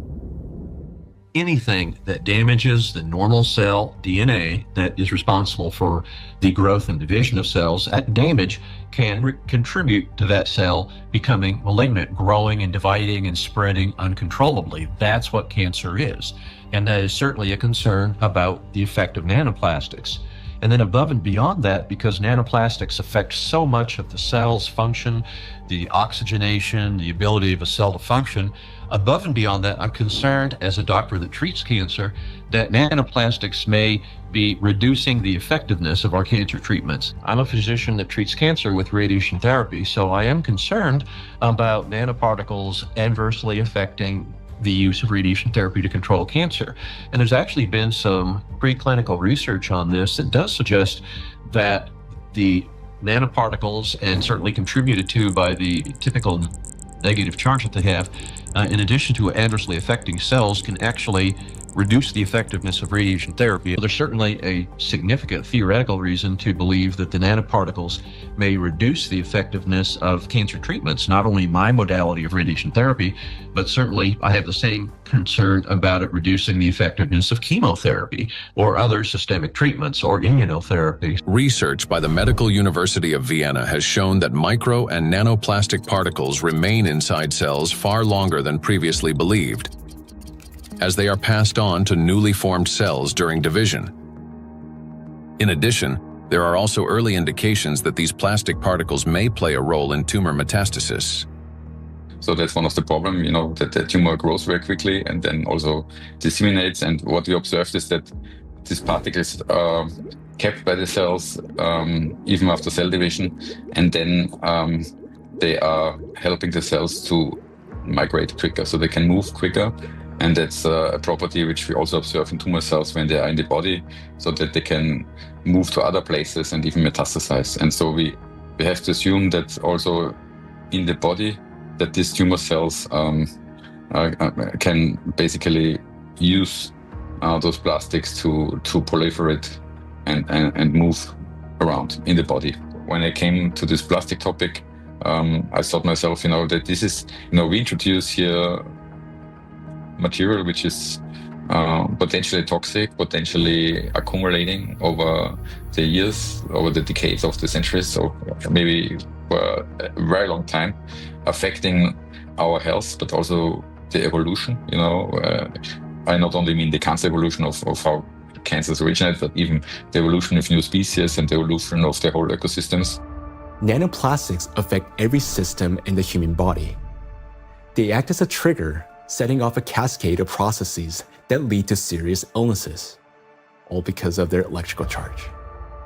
Today, we know that nanoplastics play a significant role in the development of conditions that have become the leading causes of death worldwide.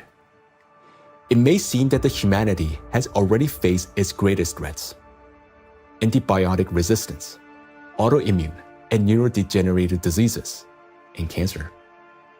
Yet, there is something even more frightening than disease itself. Imagine living an ordinary life, feeling healthy, full of energy, going to gym, delivering a presentation, meeting friends. But then, a moment later, one suddenly dies. The body stops functioning as if someone has switched the lights off. Is there a link between MNPs and sudden death syndrome? Sudden adult death syndrome remains one of the most troubling and unexplained medical mysteries. A person may show no signs of illness, yet their life ends abruptly, leaving doctors and loved ones without an answer to the question, why? According to the World Health Organization, Sudden arrhythmic death claims about 5 million lives worldwide every year. In Europe and the US, it accounts for up to 20% of adult deaths from cardiovascular disease. Traditionally, the main causes have been hidden heart conditions: coronary artery disease, arrhythmia, cardiomyopathy. But in recent years, researchers' attention has increasingly been drawn to a new risk factor: exposure to micro and nanoplastics. In order to understand how nanoplastics can trigger processes that can lead to sudden death, let's recall what they can do. As we know, the most destructive property of nanoplastic is the electrostatic charge on its surface, which allows these particles to interfere with the transmission of electrical impulses between cells and distort the signals that coordinate the function of organs and the body as a whole. And because this same electrostatic charge can also disrupt mitochondrial function in every cell, leading to energy deficiency, inflammation, and ultimately cell death, the greatest danger arises in the most energy-consuming organs, the brain and the heart, where such disruptions can trigger sudden death syndrome. Our brain controls breathing and heart function through precise electrical impulses.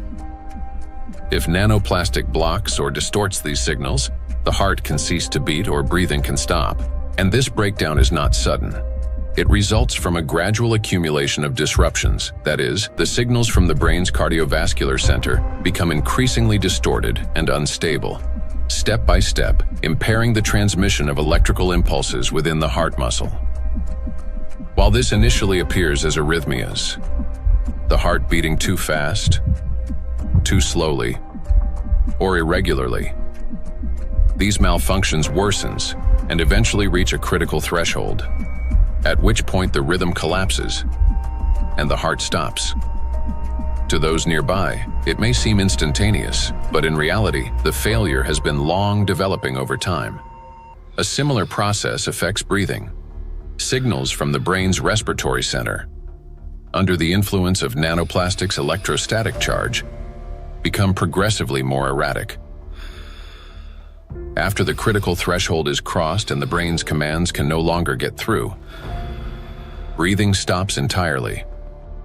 In other words, sudden death is the final outcome of a gradual dysregulation of the heart and breathing, a process that silently progresses until it crosses a point of no return.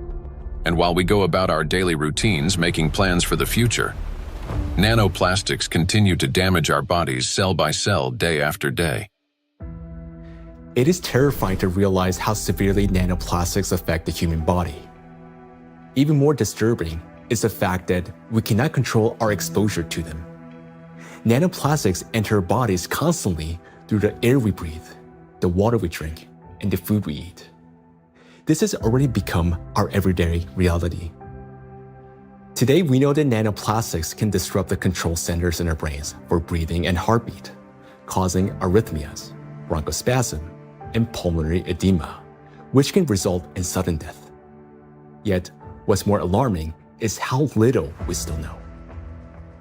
Research on nanoplastics has only just begun, and we're only starting to grasp the true scale of this threat. But make no mistake, everything you have heard so far isn't science fiction. These are actual biological mechanisms triggered by electrostatically charged nanoplastics. They attack every system of our body, contributing to chronic illnesses and even causing a sudden death. But their impact reaches beyond the current generation. These nanoplastics are already affecting our children and even our ability to bring new life into the world. Micro and nanoplastics destroy reproductive health. Current scientific evidence strongly indicates that mitochondrial dysfunction may be a root cause of infertility in both men and women, as well as negatively affecting conception, pregnancy, and embryonic development. For men, Fertility depends on producing a sufficient number of healthy sperm cells that not only survive, but also possess adequate motility and the necessary energy to reach and fertilize an egg. That energy comes from mitochondria, which provides the ATP required for sperm movement. When mitochondrial function, however, is damaged or becomes unstable, sperm motility decreases, and even shape and structure of sperm cells can be altered, directly reducing the ability to conceive. From 1973 to 2018, the global sperm count in men declined by more than 60%. We have maybe here two important points if it comes to fertility, because it's not, it's the additives definitely, and we know that for quite some time that additives have endocrine disrupting or may have endocrine disrupting properties, and that can influence the fertility, but also they can be part of the particles themselves, because the particles, you know, in many ways can have already added these endocrine disruptors, or they can also have them as the corona, so they can integrate them into the surface of the particles and then enter the body via the particles as a Trojan horse, basically. So you can have both ways. In studies conducted by Chinese scientists, microplastic was found in every semen sample. Its impact on sperm cells is both rapid and destructive. Within just 30 minutes of exposure, mitochondrial function is disrupted and DNA damage begins. This reduces sperm viability and makes conception nearly impossible. Animal studies have shown that micro and nanoplastics can accumulate in the testes, cause testosterone deficiency, and impair spermatogenesis. Micro and nanoplastics disrupt erectile function.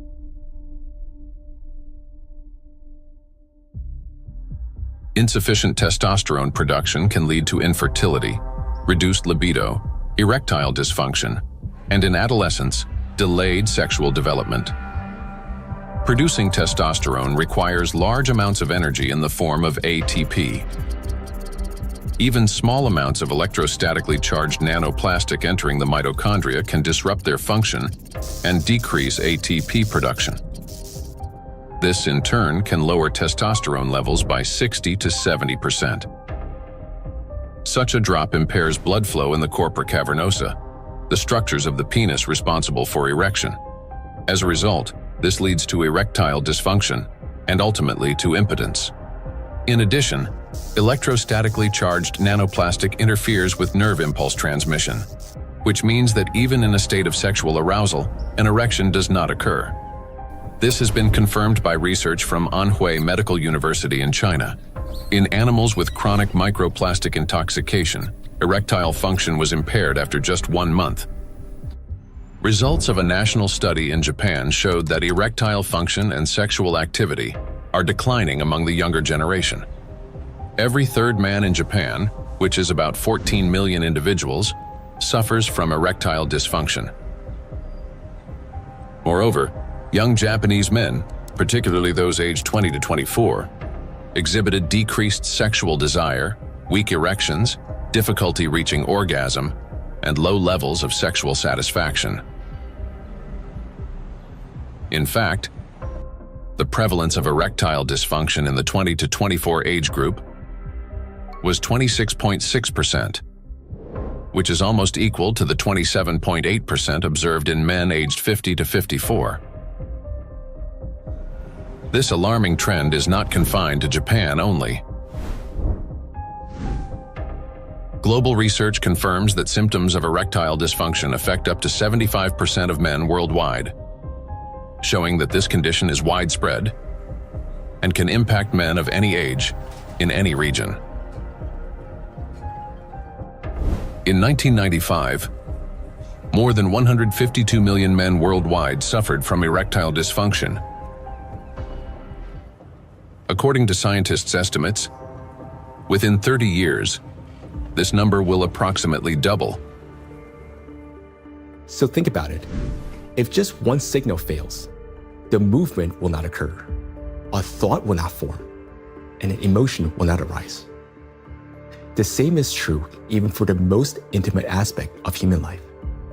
Everything depends on the precise coordination between neural and vascular connections.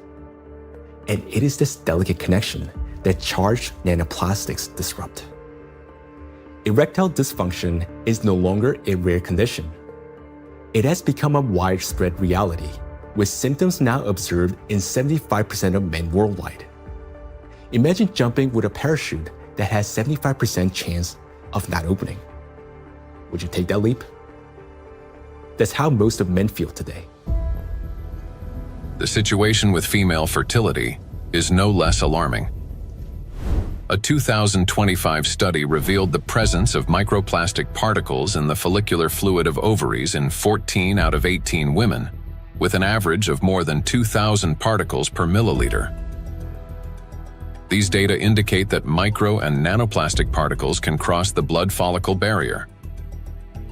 After entering the ovaries, micro and nanoplastic particles affect the egg cell and disrupt key mechanisms essential to the health of the female reproductive system. One of the most critical of these mechanisms is mitochondrial function. Each egg cell contains between 100,000 and 600,000 mitochondria, and the energy they produce is vital at every stage, from egg cell formation and maturation to fertilization, and the subsequent growth and development of embryonic tissues. Mitochondrial dysfunction caused by exposure to nanoplastics can impair egg cell maturation, reduce the likelihood of successful fertilization, and even lead to developmental arrest of the embryo. Accumulation of nanoplastics in reproductive organs can be one of the main causes of infertility. According to the World Health Organization, today, about 17.5% of adults, that is, about 1 in 6 people in the world, face infertility. Given the global spread of plastic pollution, Professor of Environmental Medicine and Reproductive Health, Dr. Shanna Swan predicts that by 2045, the world's population may become completely infertile. Micro and nanoplastics affect the emergence of life. During pregnancy, a woman's body creates ideal conditions for the growth and protection of the fetus. However, even the placenta, the body's primary barrier between mother and child, cannot stop plastic nanoparticles from crossing through. A research team led by Antonio Ragusa made a landmark discovery when they detected microplastic particles in the human placenta for the first time. Their findings showed that plastic can penetrate a place where no artificial material had ever been found before, the very environment where new life begins. I was in a wonderful place in Italy, in Sardinia, a place called Piscinas, in Sulcis, in the southwest of Sardinia, where the old mining areas are. It's a very remote, beautiful spot where there's nothing around for 6 or 7 kilometers. While I was walking, I suddenly saw these bright, colorful, sparkling things on the beach. I asked my wife, "What is this?" She looked at me a little puzzled and said, "Well, it's plastic." I said, "Plastic? How could plastic get here when there's nothing for 7 or 8 kilometers in any direction?" She looked at me again, with an expression that made it clear how little I understood, and said, "It comes from the sea, of course." And that's when something clicked in my mind. If plastic can spread through the ocean and end up in such untouched places, then it could also reach the inside of the womb, and so inside the bodies of babies. Naturally, from that intuition, I started pursuing this line of research. I'm a gynecologist. I help deliver babies. So I knew about plastics as much as everyone else, until a certain point. But I began reading and studying, and I reached out to some scientists who worked with microscopes. One of them was a brilliant professor working on the opposite side of Italy, in the Marsh region. She used a Raman microscope. A Raman microscope allows you to examine tissues and determine whether they have plastics inside them. Now we call it plastics, for simplicity. But of course, the term plastics covers a wide range of materials. There are dozens and dozens of different plastics. Let's say they are tiny pieces, polymers, that is, infinitely repeated tiny pieces of certain materials that we use every day, throughout the day. So we sent placentas to this professor, and she did an excellent job. She was able to locate and identify plastics inside placentas for the first time. The article we published in 2021 caused a bit of a scandal because the idea of plastics inside the placenta, inside our babies, was shocking to people. Because the plastic we find in the oceans is the same plastic we ultimately find in children. Micro and nanoplastics affect a child in the womb. Plastic triggers inflammation and disrupts blood flow in the placenta. This means the fetus receives less oxygen and fewer nutrients, increasing the risk of intrauterine growth restriction, hypoxia, and preterm birth. The more plastic there is in the placenta, the more likely it is that babies, unfortunately, are born prematurely. And these babies also tend to be smaller compared to those with lower levels of plastic exposure. We have to recognize that premature birth is the main problem facing humans today. In Italy, it's about 7%. In the United States, where the healthcare system is clearly less effective than Italy's, 12% of babies are born prematurely. So, in this sense, an increase in this number would mean an even greater burden for humanity, biologically, for families, and for everyone involved, and of course, economically, for those who care about costs. We know that these particles can be taken up by these particles going through the placenta and then being found in the embryo, and therefore indicating that already in very early life we have an exposure also to the embryo. The electrostatic charge carried by nanoplastics is especially dangerous in embryonic tissues, where even minor disruptions can lead to developmental abnormalities. In other words, nanoplastics begin harming the child's body even at the very earliest stages of its formation. Over the past 2 decades, physicians have documented an alarming increase in congenital birth defects. For instance, Chinese researchers have found that in China, the rate of such defects has nearly tripled. Similar trends have been observed in other countries. One of the fastest-growing congenital abnormalities in newborns is gastroschisis, a defect of the anterior abdominal wall in which loops of the intestine and sometimes other organs protrude through an opening in the abdominal cavity. The prevalence of this defect has increased over the past 3 decades. For instance, in the United States between 1995 and 2012, the percentage increase in gastroschisis ranged from 68% to 263%. An increasing number of children are also being born with hypospadias, a condition in which the urethral opening in boys is located in an abnormal position. In the United States, the incidence of hypospadias has risen by approximately 17% over the past 20 years. A recent growing number of cases involving congenital heart defects, Down syndrome, and other developmental anomalies have also been reported. Impact of micro and nanoplastics on children after birth.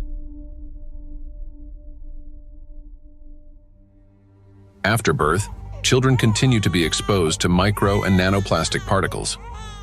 Plastic baby bottles, food packaging, and toys are all sources of contamination. When a baby bottle containing warm water is shaken, up to 16 million microplastic particles per liter can be released. Hot water and sterilization further accelerate this process. As a result, infants are exposed daily to millions of microplastic particles and trillions of nanoplastics. Scientists have even detected microplastic in human breast milk. Research has shown that nearly 40% of breast milk samples, one of the most essential sources of infant nutrition, already contain hazardous plastic microparticles.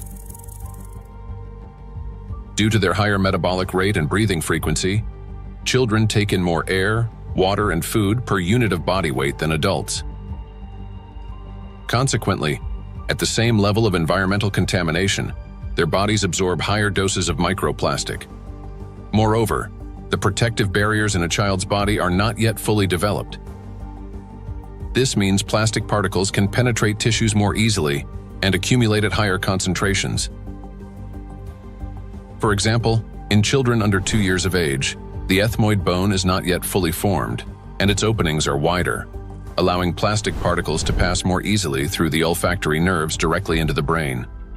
Plastic is an infiltrator, and it's mainly children who are affected by it. In our scientific article that drew a lot of attention and was widely cited, we called them cyborg babies, meaning babies who are made of organic material, but also inorganic material like plastic. These babies are smaller. They generally have smaller brains, and very few end up with lower levels of plastic in their bodies. They're not completely free of it, since plastic is everywhere, but with lower levels of plastic. Because of the electrostatic charge of micro and nanoplastic particles, as well as the presence of bisphenols and phthalates, the endocrine and reproductive systems of children are particularly vulnerable. These substances interfere with the formation and development of the reproductive organs, potentially leading to infertility later in life. Given scientific projections that by 2045 humanity could face widespread infertility, children born after 2020 may have a high likelihood of being unable to conceive their own offspring. I have 2 little daughters, and for me personally, everything we have just heard is terrifying. The truth is that we still don't fully understand the catastrophic consequences of our children being exposed to micro nanoplastics. Or, as Dr. Ragusa put it, they have become cyborg children. We're only beginning to grasp the full scale of this reality. And it is truly heartbreaking to look at small children and realize that they may never be able to have children of their own. Not to mention that their lives are already at risk today. The immune system is also at risk. In early childhood, it is still learning to distinguish between friends and foes. Exposure to microplastics can disrupt this process, increasing the risk of allergies, eczema, food intolerances, and even autoimmune diseases. But it also has long-term consequences by which cell programming determines diseases that will then manifest themselves when a person reaches adulthood. That is, at 40 or 50 years of age. And these are diseases that are currently overwhelming, if not outright damaging, our world. They're the so-called non-communicable diseases: obesity, hypertension, diabetes, and metabolic syndrome.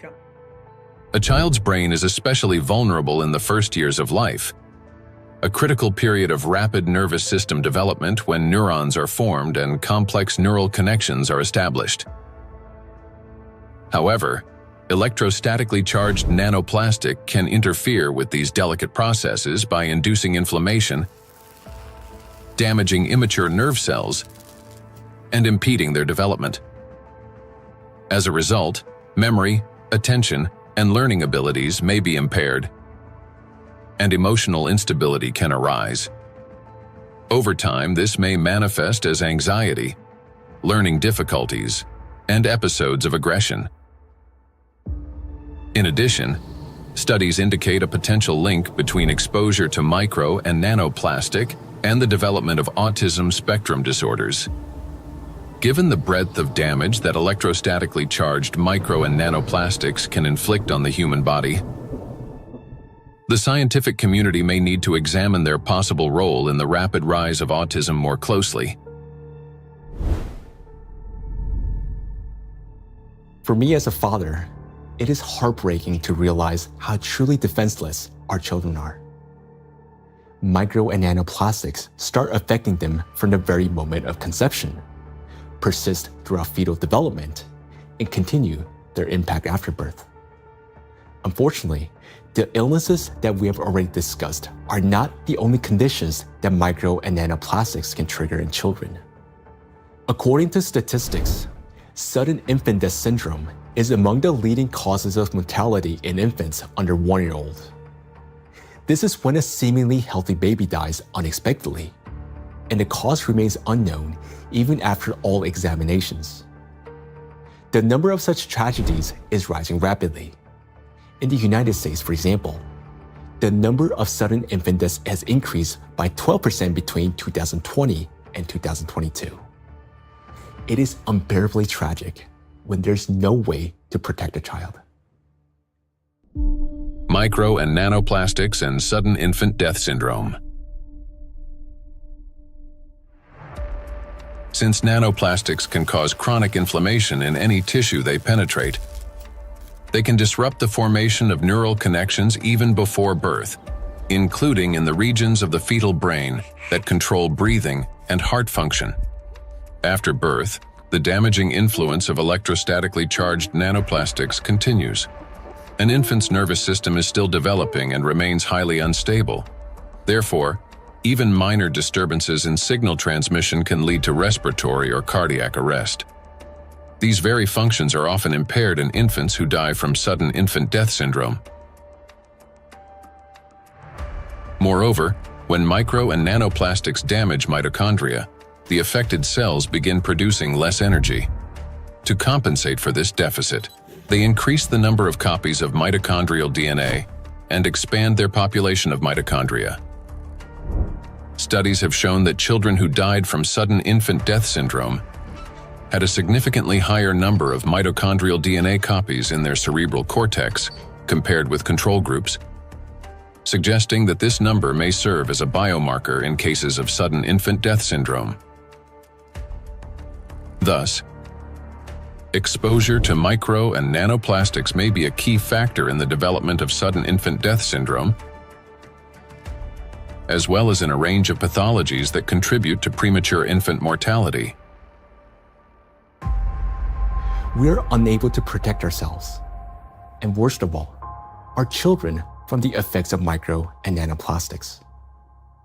While modern diagnostic equipment capable of accurately identifying the true causes of disease and death is still not available everywhere, we can say with high degree of confidence that nanoplastics contribute to the development of many illnesses and may accelerate their progression. In those rare cases where detailed postmortem examinations were conducted, researchers have found significant amounts of micro-nanoplastic particles precisely in the affected organs and tissues. For example, in brain tissues, atherosclerotic plaques, malignant tumors, and other pathological formations. But despite millions of deaths every year, such investigations into the presence of these plastic particles are carried out only in isolated cases. There are two main reasons for this. First, many laboratories simply lack the equipment required to reliably detect micro and nanoplastics. Second, doctors and researchers, they rarely consider the possibility that these particles could potentially influence the development or outcome of the disease. Consequently, medical reports continue to list familiar diagnoses, although behind them may lie an overlooked factor: the impact of micro and nanoplastics on the human body. I understand that hearing this part of our investigation may have been very difficult. It was for me as well, believe me. But the impact of micro nanoplastics on all of us is not something we can continue to ignore. This is a crisis already underway, one that remained unnoticed for so long because the threat has been working silently within. Every day, and I'm not talking about every year or every month, but every single day, the amount of micro and nanoplastics around us continues to increase. Large plastic waste constantly breaks down into smaller particles, and these particles eventually enter our bodies through the food we eat, the water we drink, and the air we breathe. This means that with every meal, every sip of water, and every breath, huge quantities of nanoplastics enter our bodies and begin their destructive work. Their harmful effects on our cells grow in direct proportion to their concentration. And this is a scientific fact. What's even more alarming is that today, there is already so much micro nanoplastics accumulated in the ocean that it will be enough to destroy the entire biosphere, including humans, at least 3 times over. When we hear about threats of such magnitude, our instinct is to run away from them. And I understand that. It may feel like the only logical response is to eliminate plastic from our lives completely, or better yet, to take our family and move to some pristine corner of our planet. But would that really solve the problem? In fact, where could we possibly go to escape micro and nanoplastics? Finding solutions.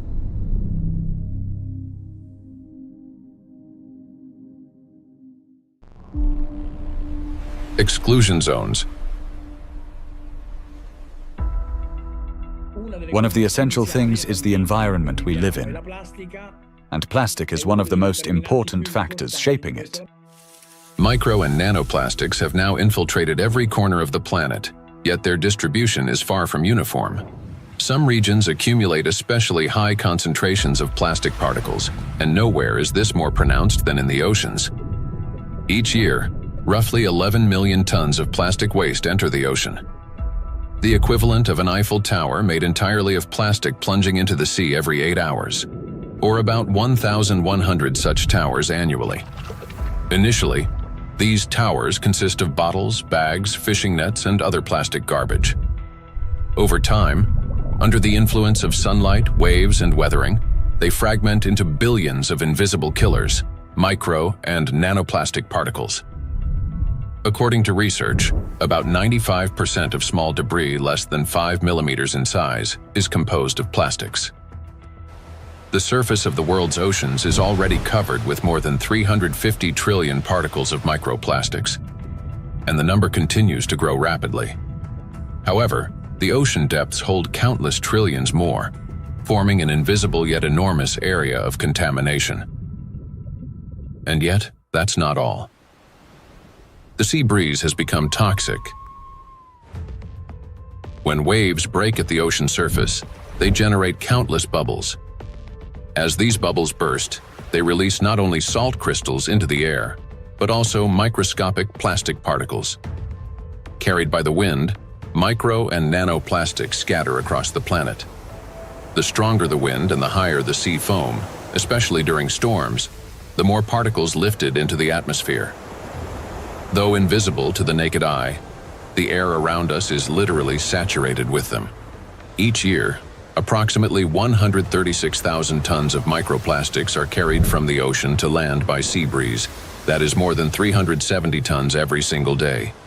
In the atmosphere, plastics are transported thousands of kilometers by air currents. They settle in dew and fall to the ground with snow and rain.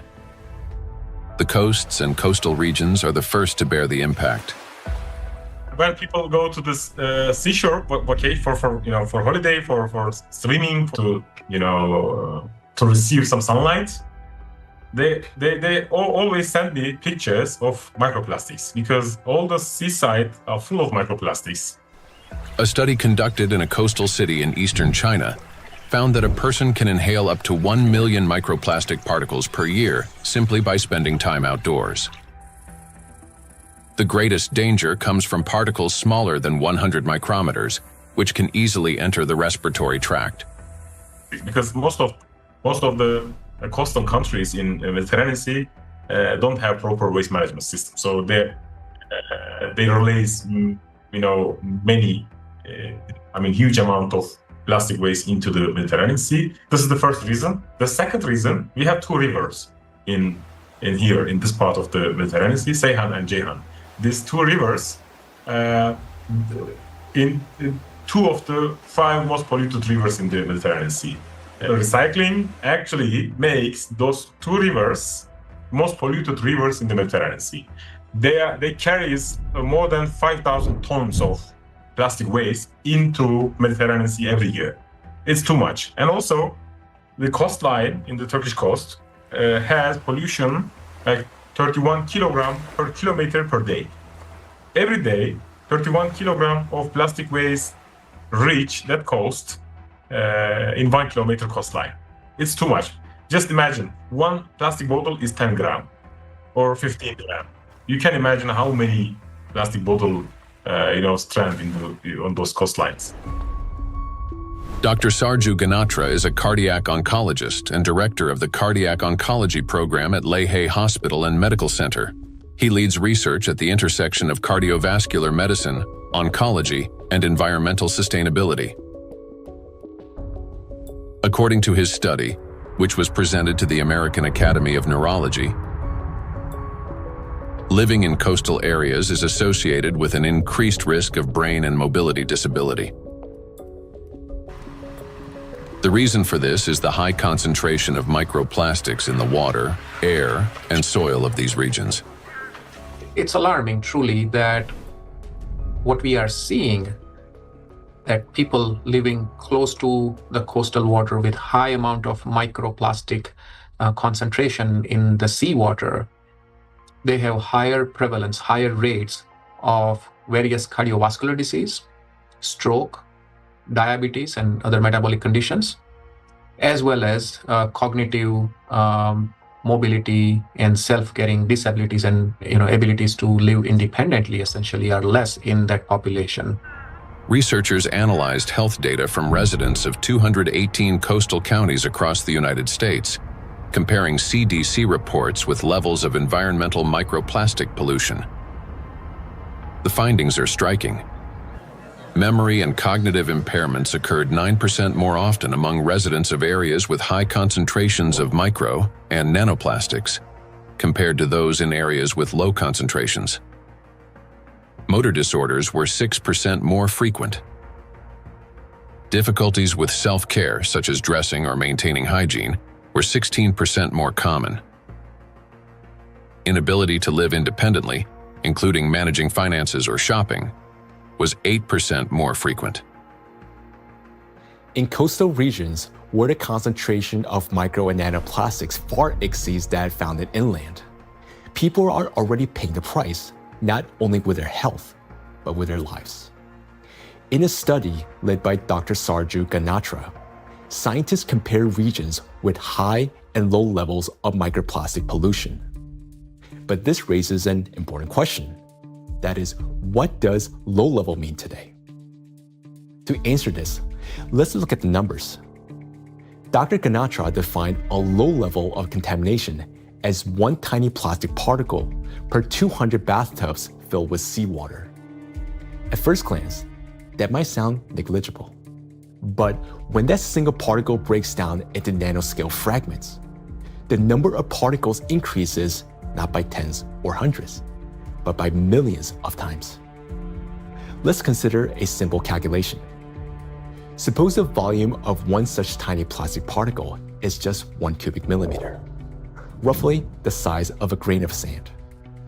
Over time, it breaks down into many smaller pieces. Now, if we assume that this single microparticle disintegrates into fragments about 100 nanometers in diameter, that would generate about 1 trillion particles. And if their size decreases to 10 nanometers, the number would skyrocket to 10 to the 15th, or 1 quadrillion nanoparticles, all from a single microparticle. So what does this mean in practice? It means that even one glass of such clean water, which hardly exists anymore, would potentially contain about 5 million nanoplastic particles. And for the human body, after drinking just one glass, at least 5 million cells will be put at risk. So can this so-called low level of contamination truly be considered safe? Each of those 5 million particles entering a body can trigger inflammation, cause hypoxia, and disrupt communication between neurons. Note that these effects aren't always immediately noticeable. A mild headache, occasional fatigue, anxiety, or difficulty concentrating. All these may be early warning signs of cognitive decline, neurodegenerative diseases, disability, and ultimately, death. These symptoms are particularly evident among people who live or spend significant time near the coastal regions. And the decline in their health is an early warning sign, a reflection of a much larger crisis unfolding across the world. Do you remember Professor Gundotu saying that the coastal countries of the Mediterranean don't have an adequate waste management system? Well, according to research, the concentration of microplastics in this region is about 4 times greater than North Pacific Ocean, where, by the way, the Great Pacific Garbage Patch is located. And in addition to 5 already known invisible garbage patches, researchers have identified a 6th garbage patch hidden in the Mediterranean Sea. It's called invisible because it consists mostly of microplastics. And unlike other oceanic garbage patches, which are at least far away from the densely populated coastline, this one is surrounded by 21 countries. It's a home to nearly 500 million people. We can say that this is the most dangerous garbage patch of the planet, because here, the plastic has already broken down into small sizes that are dangerous for life. Everyone living in the Mediterranean is constantly breathing air with an extremely high concentration of micro-nanoplastics. This is an extremely dangerous zone that should have been long ago been designated as an exclusion zone. Now, recall the battery example and imagine how many charged particles are present and how much energy is concentrated there. That's why the Mediterranean Sea is warming faster than the rest of the world's oceans. This is very serious because Mediterranean plays a key role in shaping the climate of Europe and the Mediterranean countries. It affects the weather patterns, rainfall distribution, and even the ecosystems of the entire region. It is precisely this extreme warming here, driven by micro and nanoplastics, that is intensifying the climate anomalies, extreme weather events, and even natural disasters throughout the Mediterranean. Meanwhile, the amount of micro and nanoplastics continue to rise with every passing minute. And what worries me personally is that people do not know this and continue traveling to these regions, often with their children, thinking that they're going there to rest and recharge, when in reality, they're entering a zone of extreme danger. So the things that once symbolized health, freedom, and luxury, a yacht on an open water, a villa by the sea, or even a private island in the ocean, they're now slowly turning into exclusion zones. For now, this problem is mainly recognized by scientists, but it will soon become impossible for the public to ignore. And when that moment comes, mass migration from coastal regions will be inevitable. Thus, if we fail to find a solution, the economic losses will be enormous, as the tourism industry will collapse and luxury resorts on the coast will be deserted. Yet, the threat doesn't end there, because the tiny plastics are constantly spreading by the atmospheric circulation and contaminating everything in its path. Borders just for human, not for particles. So all these small microplastics can travel long distances. We have done experiments on the samples in Siberia, on samples in the north and south and polar regions, and we found in many of those we found nanoplastics. So most of the areas that are considered pristine are at least episodically polluted by nanoplastics via air. We measure around 20 nanograms per cubic meter of air on average. And this is pristine and clean air, and you think it is nothing here, but it's actually almost always something. Today, forests are also at risk of becoming exclusion zones, as they've already turned into massive reservoirs of micro and nanoplastics. I understand that our instinct, especially as parents, is to search for cleaner and safer places like coastlines and forests where the air feels fresher. But the paradox is that these very places have already become some of the most dangerous environments for human life. Let me give you an example. In a large city, an adult may inhale up to 106,000 microplastic particles during a 2-hour walk. Yet, in areas near the bodies of water, that number far exceeds that, and those 2 hours may be enough to trigger a cascade of diseases, whereas for some individual, a fatal outcome. It is important to understand that when a single micro or nanoplastic particles enters a cell, it destroys more than just that one cell. After the cell dies, the plastic particle is not eliminated from the body. It continues to move throughout the body, damaging other cells and triggering a chain reaction of destruction. This process is endless because plastics, as we know, can recharge and retain electric charge. The more microplastics enter a body, the faster this destruction spreads cell after cell, organ after organ. And time becomes critical here because our body has limited resources to fight this damage, while nanoplastics, they're not expelled. Instead, they continue to accumulate in ever-increasing quantities, destroying us from within. Nanoplastics are perfect killers not only of humans, but of the entire biosphere, and it's impossible to hide from them anywhere. They're literally pushing us out of the world we once knew. Micro nanoplastics are already affecting our planet as well as the climate. And moreover, they're intensifying already devastating natural disasters and contributing to the worsening geodynamic crisis. Climate and plastic in a single cycle of destruction.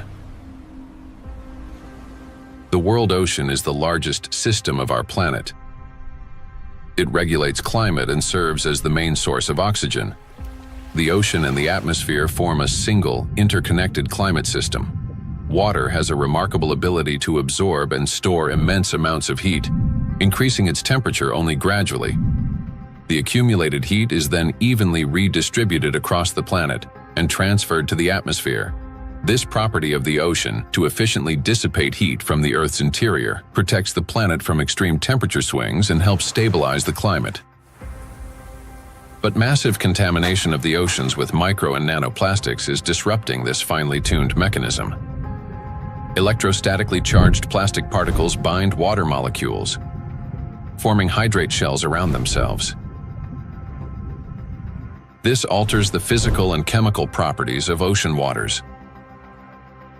This has already reduced its thermal conductivity and created pockets of overheated zones where heat can no longer dissipate. Consequently, overall ocean warming is accelerating. This topic is explored in greater detail in the documentary Anthropogenic Factor in the Ocean's Demise.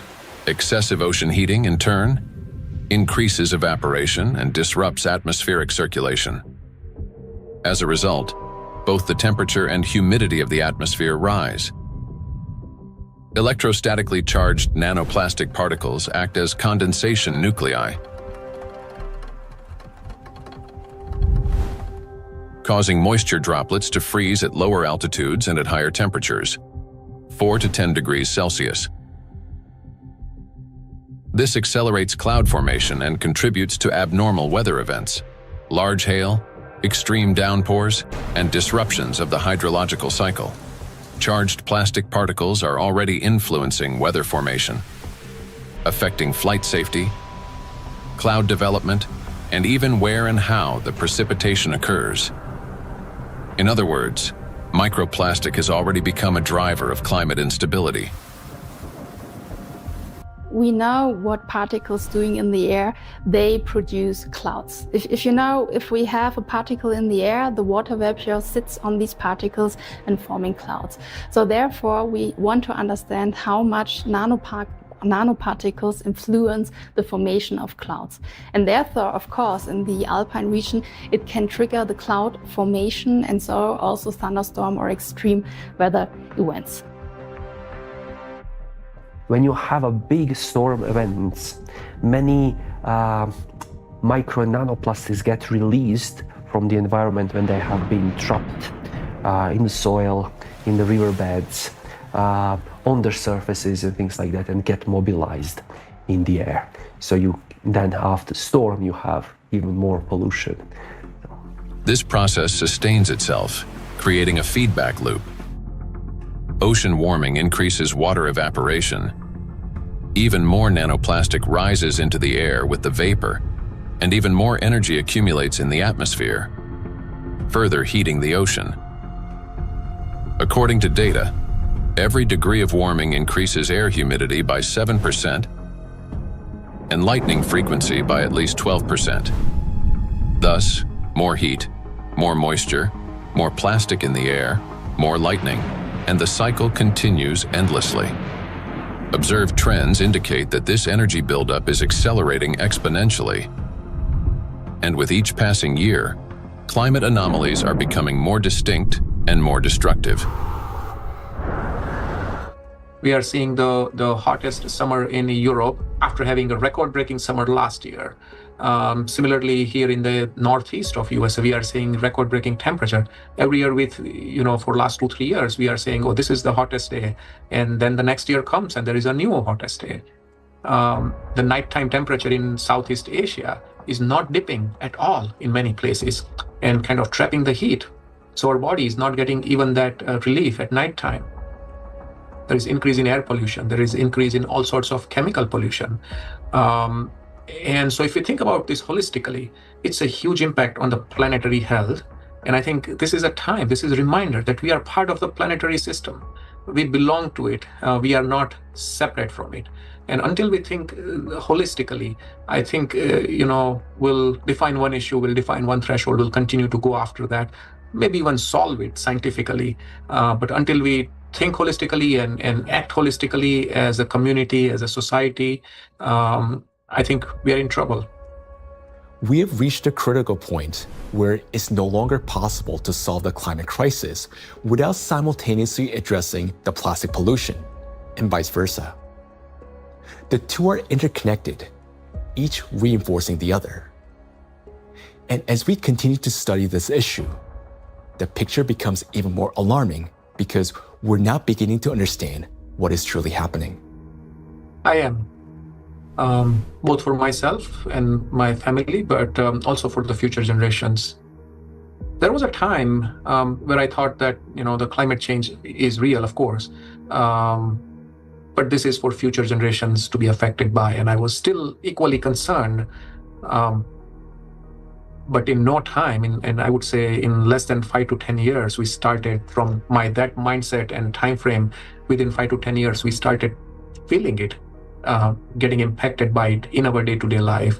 And so it's more concerning than ever before. And the timeline, which was predicted previously, has shortened exponentially. The impact we are seeing on a global climate, from ambient air to the thinning of the Arctic ice. And it's not linear model, right? I mean, the physics is going to play out. The thinner the ice, it's going to take much less amount of time to melt it, even the same volume, in a much shorter period of time. So I think these timelines are really concerning, and I am afraid, yes. Indeed, many signs indicate that our planet's energy balance has been disrupted, and natural processes are intensifying exponentially. Consequently, we may have less and less time to respond, and nanoplastics are playing a key role in this acceleration.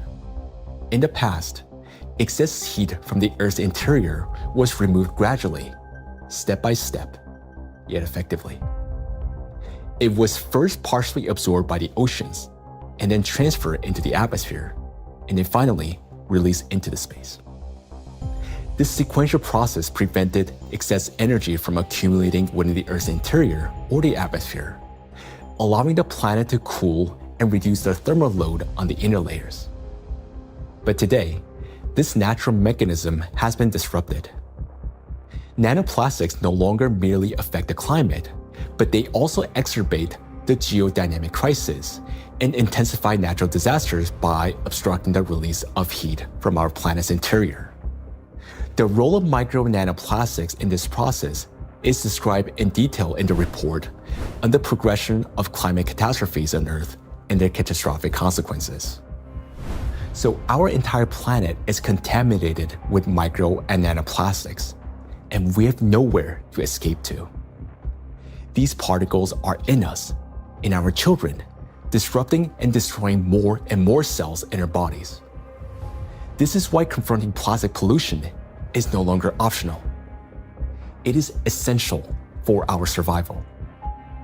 The first and most obvious step may appear to be eliminating the use of plastic and recycling the waste that has already accumulated. But we must ask ourselves, will that truly be enough? The illusion of addressing plastic pollution. Even if we were to stop plastic production today, even if the last plastic bottle we discard today, it's going to last there in our oceans for at least 400 plus years. And then the journey of micro nanoplastic begins. And so we have a poster in our cafeteria where we say that, you may not see your grandkids or great-great-great-grandkids, but I will, saying the plastic bottle. And I think that's true. If we look at the scale of plastic pollution in the oceans, it becomes clear that a complete cleanup can take millennia. Today, the world ocean contains about 200 million tons of plastic waste. Meanwhile, every year, around 20,000 tons are extracted. That's less than 1/100th of 1%, a negligible fraction compared to the existing volume. At this rate, fully cleaning the ocean would take about 10,000 years. And that's only if we stopped all plastic entering the ocean starting today. Plastics are entering the environment currently at a rate that far exceeds our capacity to remove it from the environment or to mediate the wastes. Let's assume humanity achieves a technological breakthrough, invests enormous resources, and increases cleanup efficiency 5-fold. Even then, the process would still take around 2,000 years. In reality, we cannot cope even with the current annual influx of pollution, let alone eliminate the consequences of what has been accumulating for decades. Not only are we unable to remove all the plastic that has built up in the biosphere, but attempting to do so could also endanger living organisms. There are some initiatives, they are trying to collect the waste, accumulate that garbage patches, that locations. They are also collecting nullstone, the organisms living just the 15 centimeter of the first layer of top ocean. So those organisms, using that, those artificial material as a, hunting ground, nesting ground, feeding ground, or, they are laying egg on those plastics. So when you remove all these plastics, you also remove all those organisms. So because removal itself also another problem. So once plastics get in the environment, there is no proper and harmless way of removing these plastics from those environments. Moreover, a significant portion of plastics has already broken down into micro and nanoparticles that now lie on the seabed, drift through the water column, have entered the bodies of marine organisms, and become part of the global cycle of matter. These particles cannot be captured with nets or collected manually. This means that simple mechanical removal of plastics from the environment, even under the most optimistic scenario, will not solve the problem. We are no longer dealing with debris that can simply be picked up, but with nanoparticles carrying an electrostatic charge. This nanomaterial has already become embedded in every living thing on the planet. And even if we succeeded in removing every plastic bottle and every wrapper from the ocean, one question would still remain. What happens next? We still do not have a safe method for disposing of the mountains of plastic waste we would collect. There's mismanaged waste on land all around the planet in informal dump sites. Some waste has been incinerated, some of it commercially in incinerators that may or may not have appropriate screens and filters to collect associated chemicals that might be released. But of course, a lot is burned in open burning scenarios in countries that are not wealthy enough to own the appropriate waste management facilities to deal with the plastic waste that is exported to them by other nations. And then some of it, of course, will have gone into so-called recognized waste management systems, but which might include burying it beneath the ground in landfill, where, of course, it could return to present problems in the future, or indeed incinerating it in commercial incinerators. But depending on the quality of incinerator, of course, there's concerns about the emissions from those incinerators. Burning plastics, whether in backyard fires or industrial incinerators, does not solve the problem. It merely transforms them into a more dangerous form. When heated or burned, large plastic items break down into micro and nanoplastics that disperse into the air, settle onto surfaces, and enter water and soil with precipitation. The apparent disappearance of plastic in flames is an illusion. Burning simply accelerates the fragmentation of plastic into the tiniest particles many times over, into the very micro and nanoplastics that pose the greatest danger to human health. And it is precisely these electrostatically charged particles that can penetrate deep into the body, including the brain and other cells, where they trigger a wide range of diseases.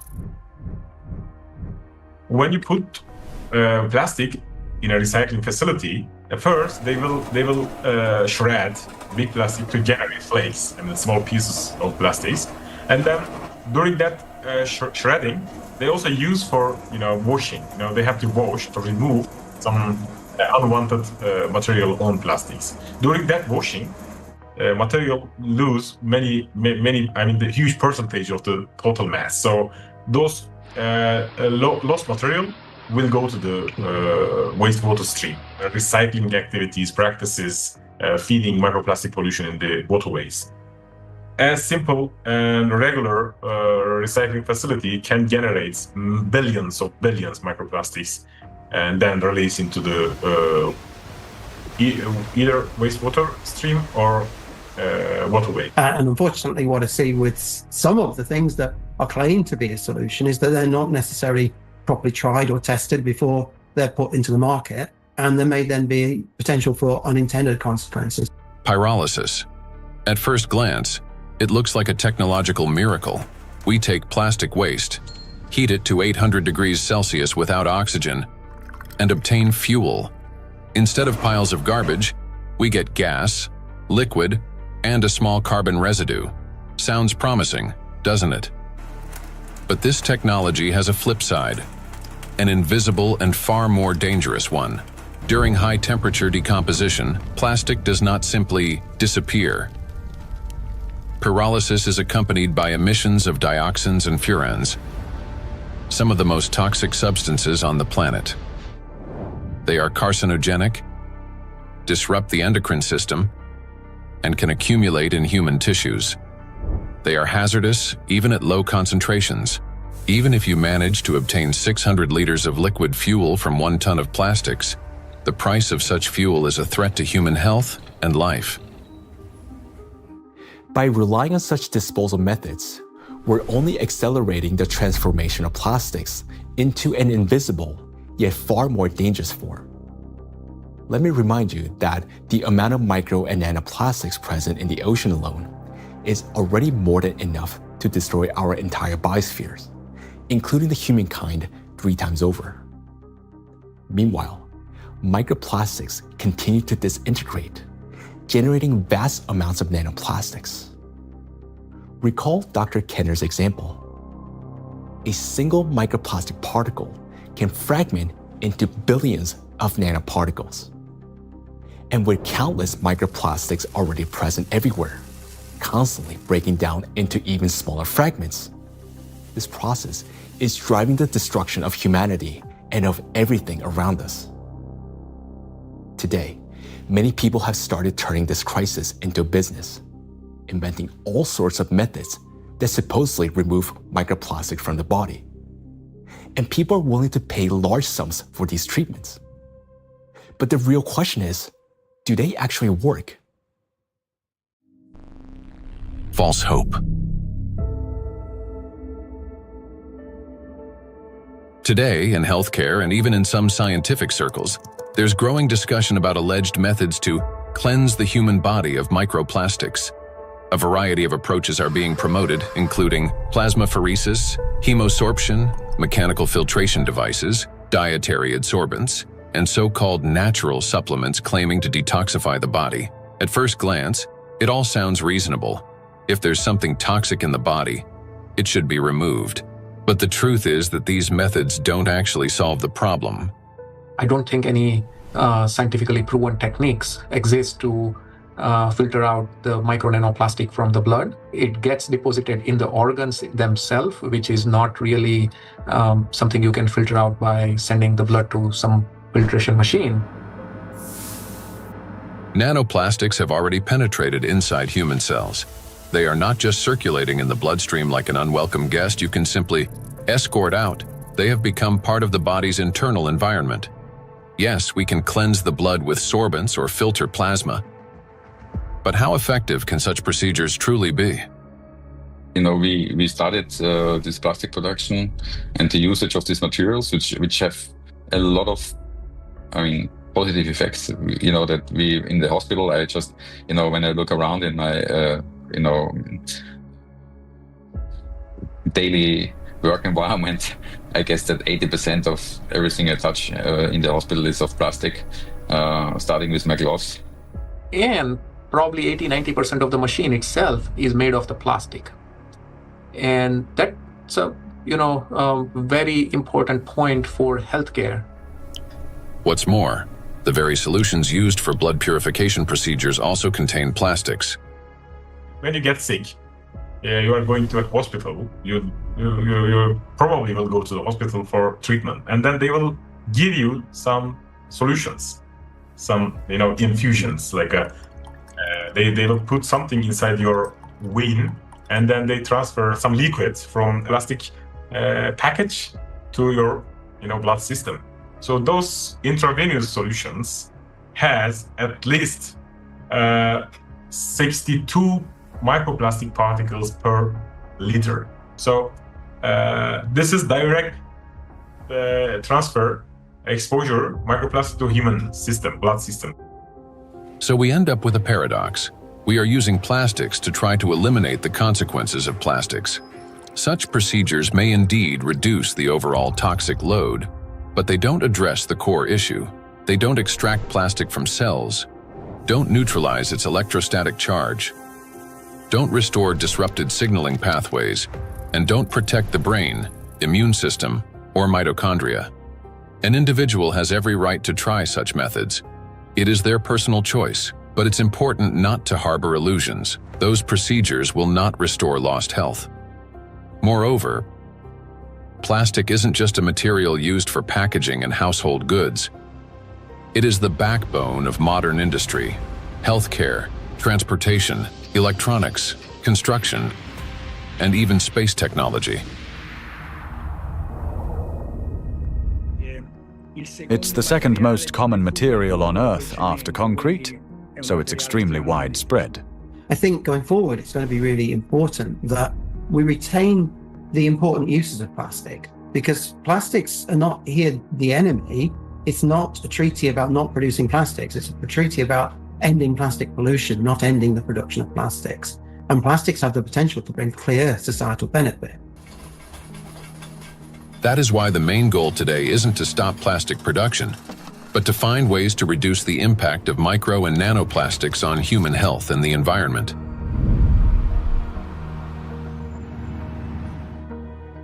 Creating false hope is extremely dangerous. It arises from a misunderstanding of reality and from basic ignorance. We must remember that the most dangerous plastic particles are those small enough to penetrate our cells. And once micro and nanoplastics enter our cells, they cannot be filtered out or removed. They become part of the body and slowly destroy us from within. The most serious problem is that we have no control over how much of this material enters us. Nanoplastics can even penetrate the skin, for example, when we swim in the sea or lie in the sun. And what can we do about nanoplastics that, once inhaled, travel directly to the brain and begin destroying neurons? Nanoplastics are among the most dangerous substances for the biosphere and for all life, including humanity. Yet, abandoning plastics altogether will be senseless because doing so would cause enormous global losses. Synthetic polymers, including plastics, form the backbone of countless modern industries, from medicine and nanotechnology to flexible electronics, neuromorphic hardware for AI, aerospace structures, automotive manufacturing, and construction. Their versatility, ease of shaping and processing, compatibility with other nanomaterials, and scalability have made them the foundation of our modern progress. The solution, therefore, is not to eliminate plastics, but to ensure that they no longer threaten life, And the real path forward begins with understanding precisely what makes nanoplastics so dangerous.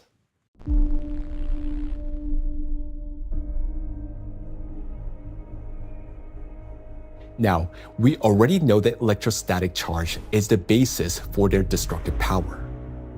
It is this charge that allows plastic particles to cling to membranes, cross biological barriers, including the brain, bind to proteins, and interfere with genetic processes.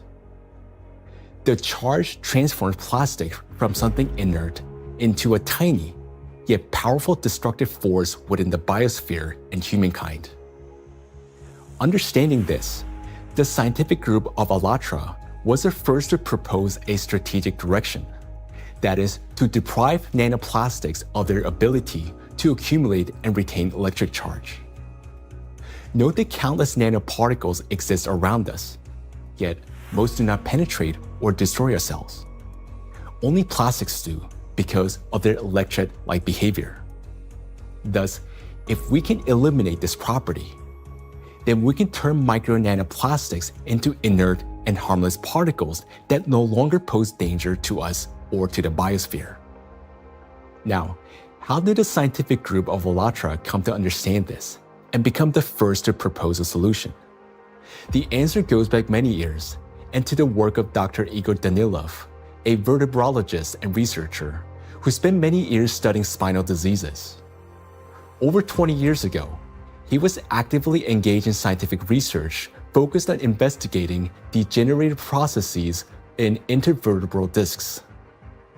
His work included a comprehensive experimental and clinical study to understand morphological and biochemical changes occurring in the nucleus pulposus, intercellular substance, and cartilaginous tissue of intervertebral discs.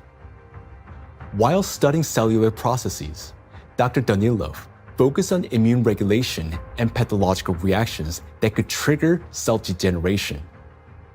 He noted that mitochondrial dysfunction was one of the main drivers of these changes, and this insight became the starting point for investigating what might be disrupting cellular function.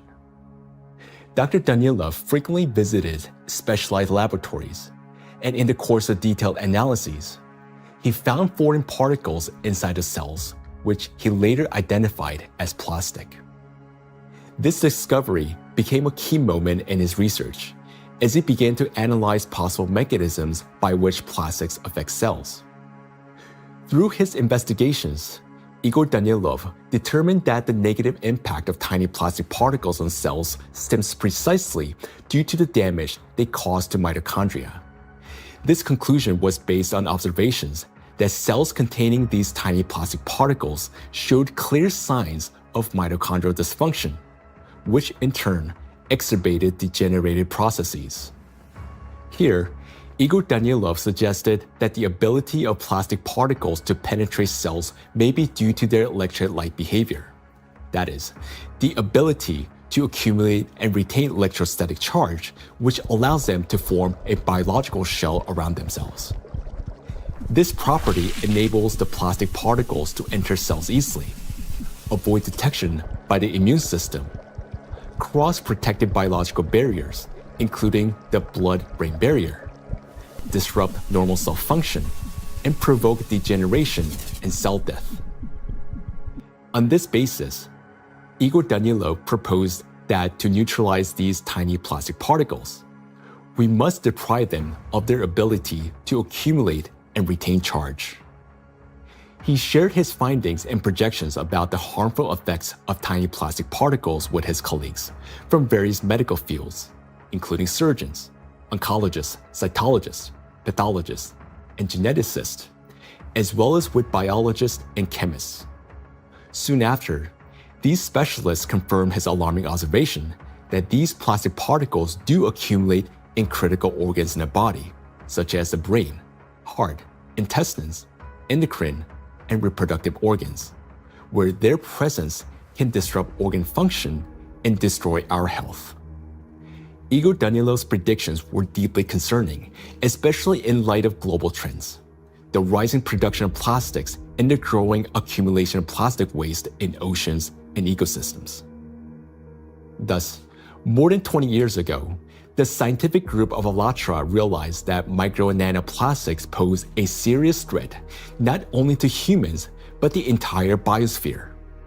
And each year, the number of these particles continues to grow, worsening the situation amid accelerating climate and geodynamic changes on the planet.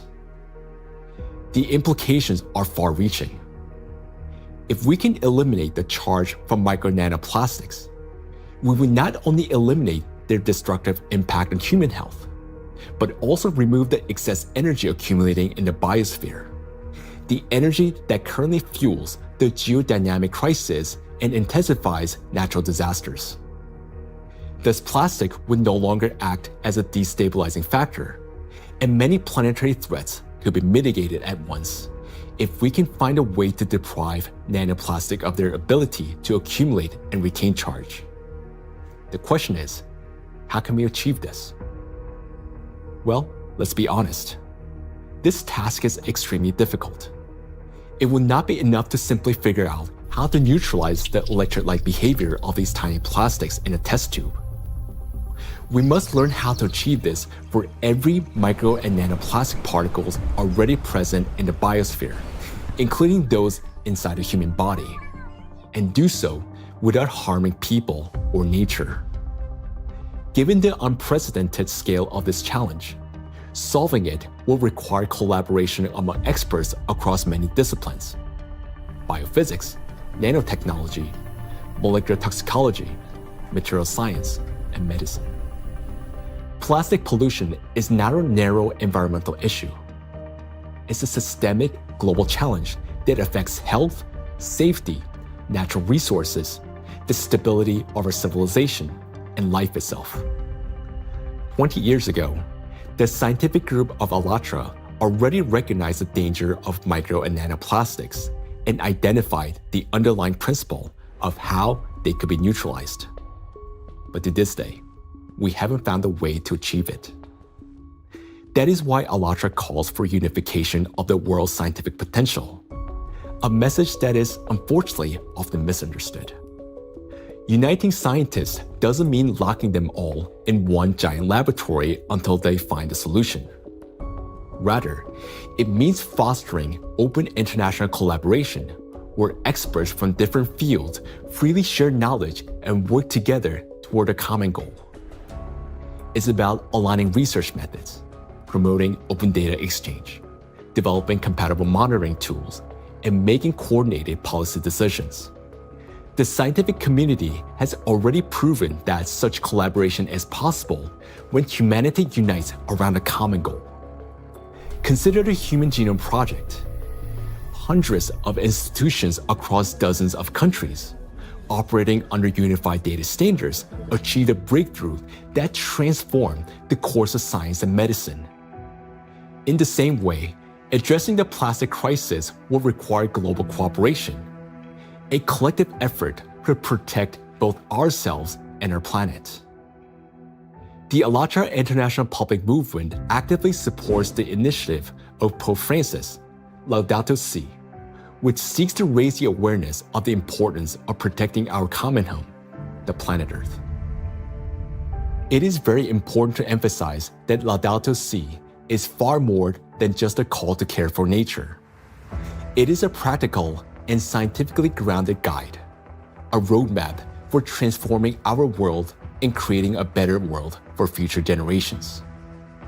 The encyclical provides a clear direction toward a sustainable future, uniting ecology, climate justice, and humanity's shared responsibility for protecting our common home. The ALLATRA movement, fully embracing these principles, views Laudato Si' as a powerful catalyst for global cooperation in addressing environmental and social challenges, and preserving the delicate balance of our planet. Cardinal Peter Turkson, the Chancellor of the Pontifical Academy of Sciences, is widely recognized for his dedicated work in ecology and social justice.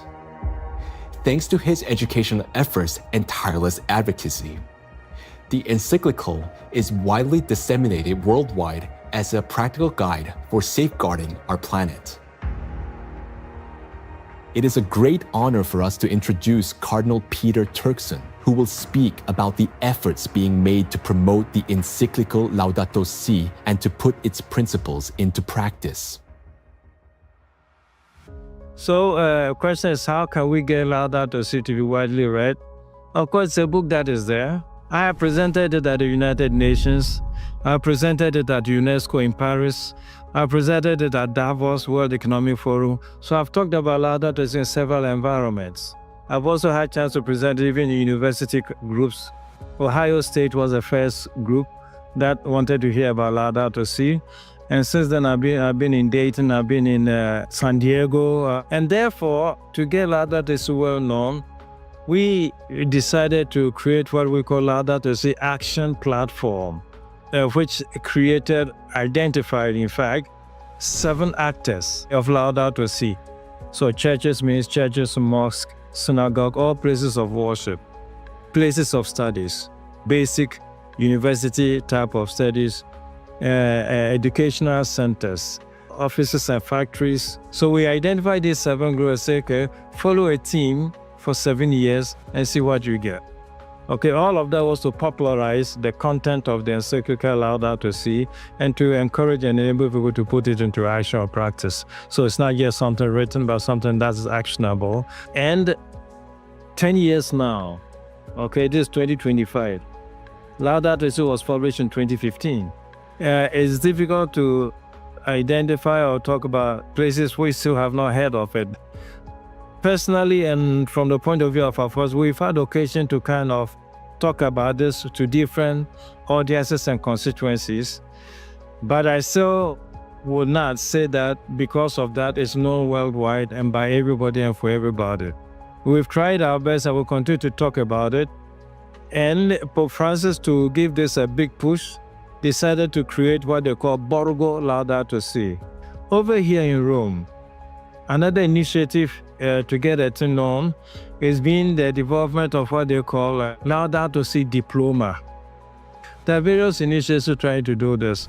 And the moment we get this established in universities, it attracts a lot of young people. And so, it becomes an occasion to spread knowledge of Laudato Si words. For its scientific and social contribution to the protection of our planet, ALLATRA received the blessing of His Holiness, Pope Francis. This spiritual encouragement to continue working toward the preservation of our planet greatly inspired the participants of ALLATRA and motivate them to pursue a deeper research into the problem of nanoplastics, a growing threat to all humanity and its future. This effort resulted in the publication of the scientific report, Nanoplastic in the Biosphere, from Molecular Impact to Planetary Crisis. And this was presented for the first time in May 2025 at the International Conference of the Centesimus Annus Pro Pontifex Foundation in the Vatican by the President of ALLATRA, Marina Ovtsinova. This documentary is based in part on that scientific report. Such fundamental study into the threat of nanoplastics became possible through the international cooperation between the scientific group of ALLATRA and the Bolivian Catholic University, San Pablo.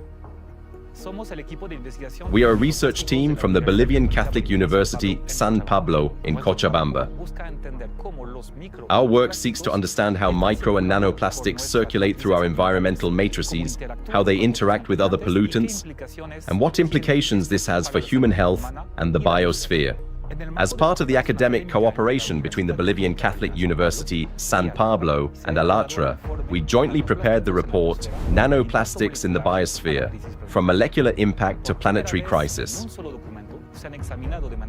For the first time, a single document brings together comprehensive data on how micro and nanoplastics spread through the biosphere, enter food chains, and harm human health and ecosystems. The report is the result of an extensive interdisciplinary analysis that encompasses ecological, climatic, medical, physical, and chemical aspects of the harmful impact that micro and nanoplastics exert on the biosphere and human health. The global threats facing humanity require united international action. And today, we have a clear direction.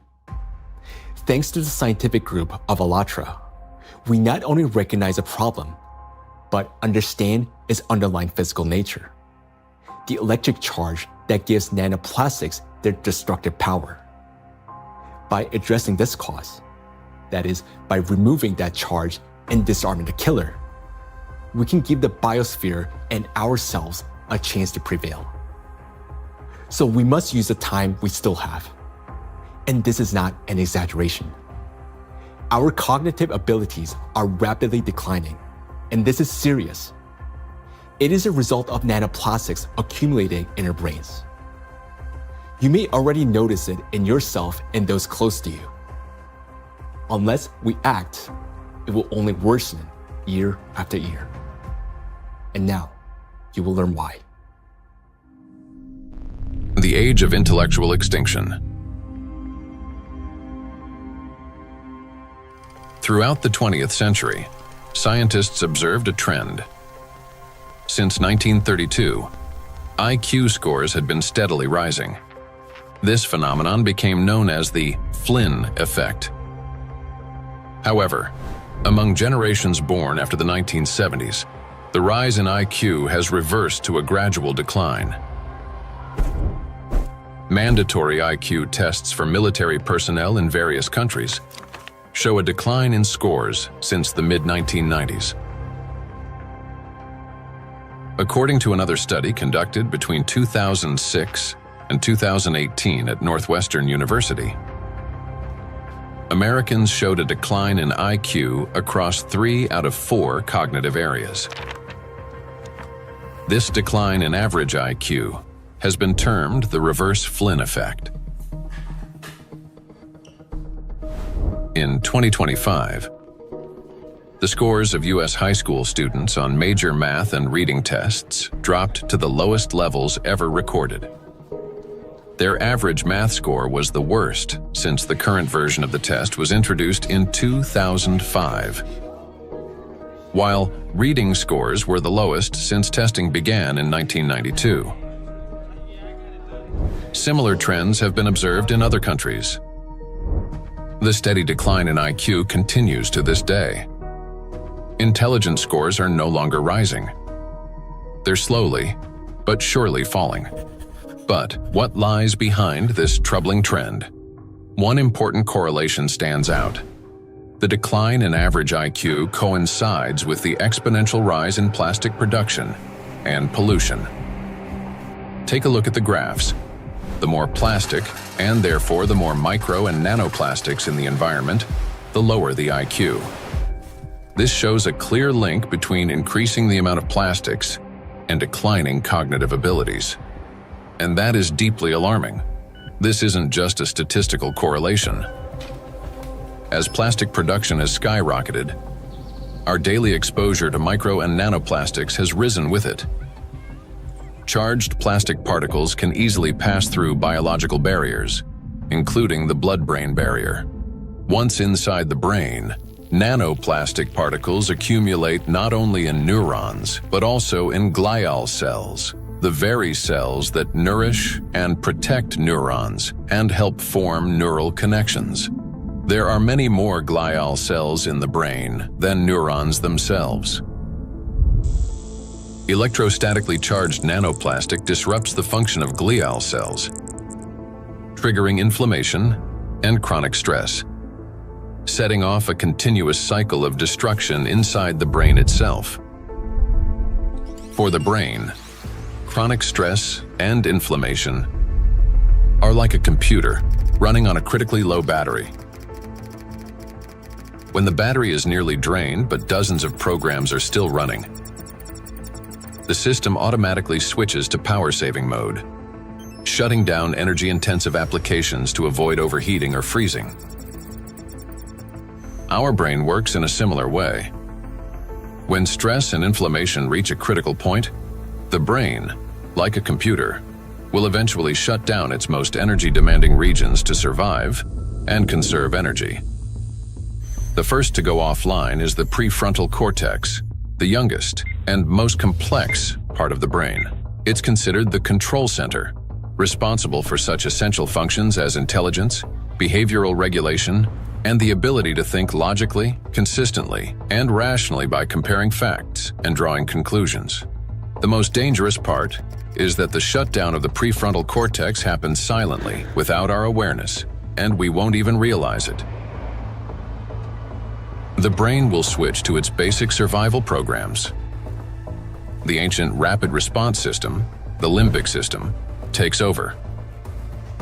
Its key structures, the amygdala and hypothalamus, trigger the fight, flight, or freeze reaction, fast, impulsive, and without time for reflection.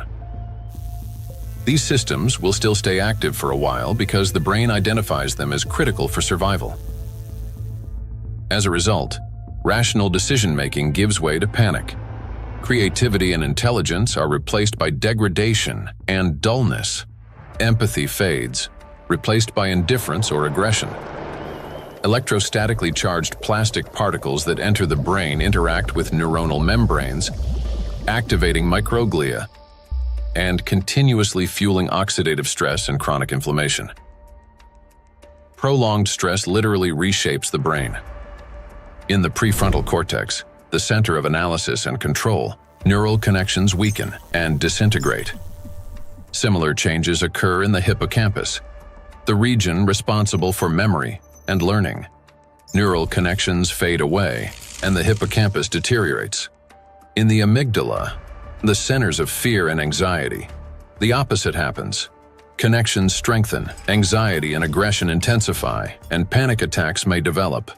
The brain reorganizes itself. Instead of thinking and analyzing, it starts operating on instincts. In doing so, it loses the ability to recognize real danger and respond appropriately. This isn't a temporary reaction. It's a fundamental restructuring of the brain. The capacity for learning, cooperation, and rational decision-making declines. This may help explain global trends we see today in society. A decline in average intelligence, a rise in anxiety and depression, an increase in aggression, impulsivity, and issues in social relationships. As the amount of plastic in the environment continues to grow, the reverse Flynn effect will only become more pronounced. People won't just become less intelligent, they won't even realize it. They'll become captives of a reality distorted by their own brains. As a result, humanity will lose the ability to perceive the world, events, and even obvious threats adequately. They'll no longer be able to connect facts logically, and therefore will lose the ability to make sound decisions. That will mark the end of human thinking. Our cognitive decline is already underway. This is not a prediction, but reality. Plastics are making us less intelligent and less capable of responding to crises. They're damaging the regions of the brain that are responsible for memory, attention, problem-solving, and creativity. The very abilities we urgently need to achieve scientific breakthroughs and to find a way to neutralize the threat posed by micro and nanoplastics. And we have very little time left to make the right decisions. Yet, the loss of intelligence is not the worst that awaits us. Prolonged exposure to micro nanoplastics and their accumulation in the brain that leads to gradual failure of even our most basic survival functions. In other words, we risk losing not only our ability to think, but our very ability to live. And if that sounds like an exaggeration, consider the bees. Because their body mass is much smaller, the concentration of plastics in their brains is much higher. They already live in the world that we are now rapidly entering. Microplastic can enter a bee's body through its thin cuticle, or along with food, and within just 72 hours, it reaches the brain. From there, as in humans, it triggers synaptic damage, neuroinflammation, cell death, and neurotransmitter disruption.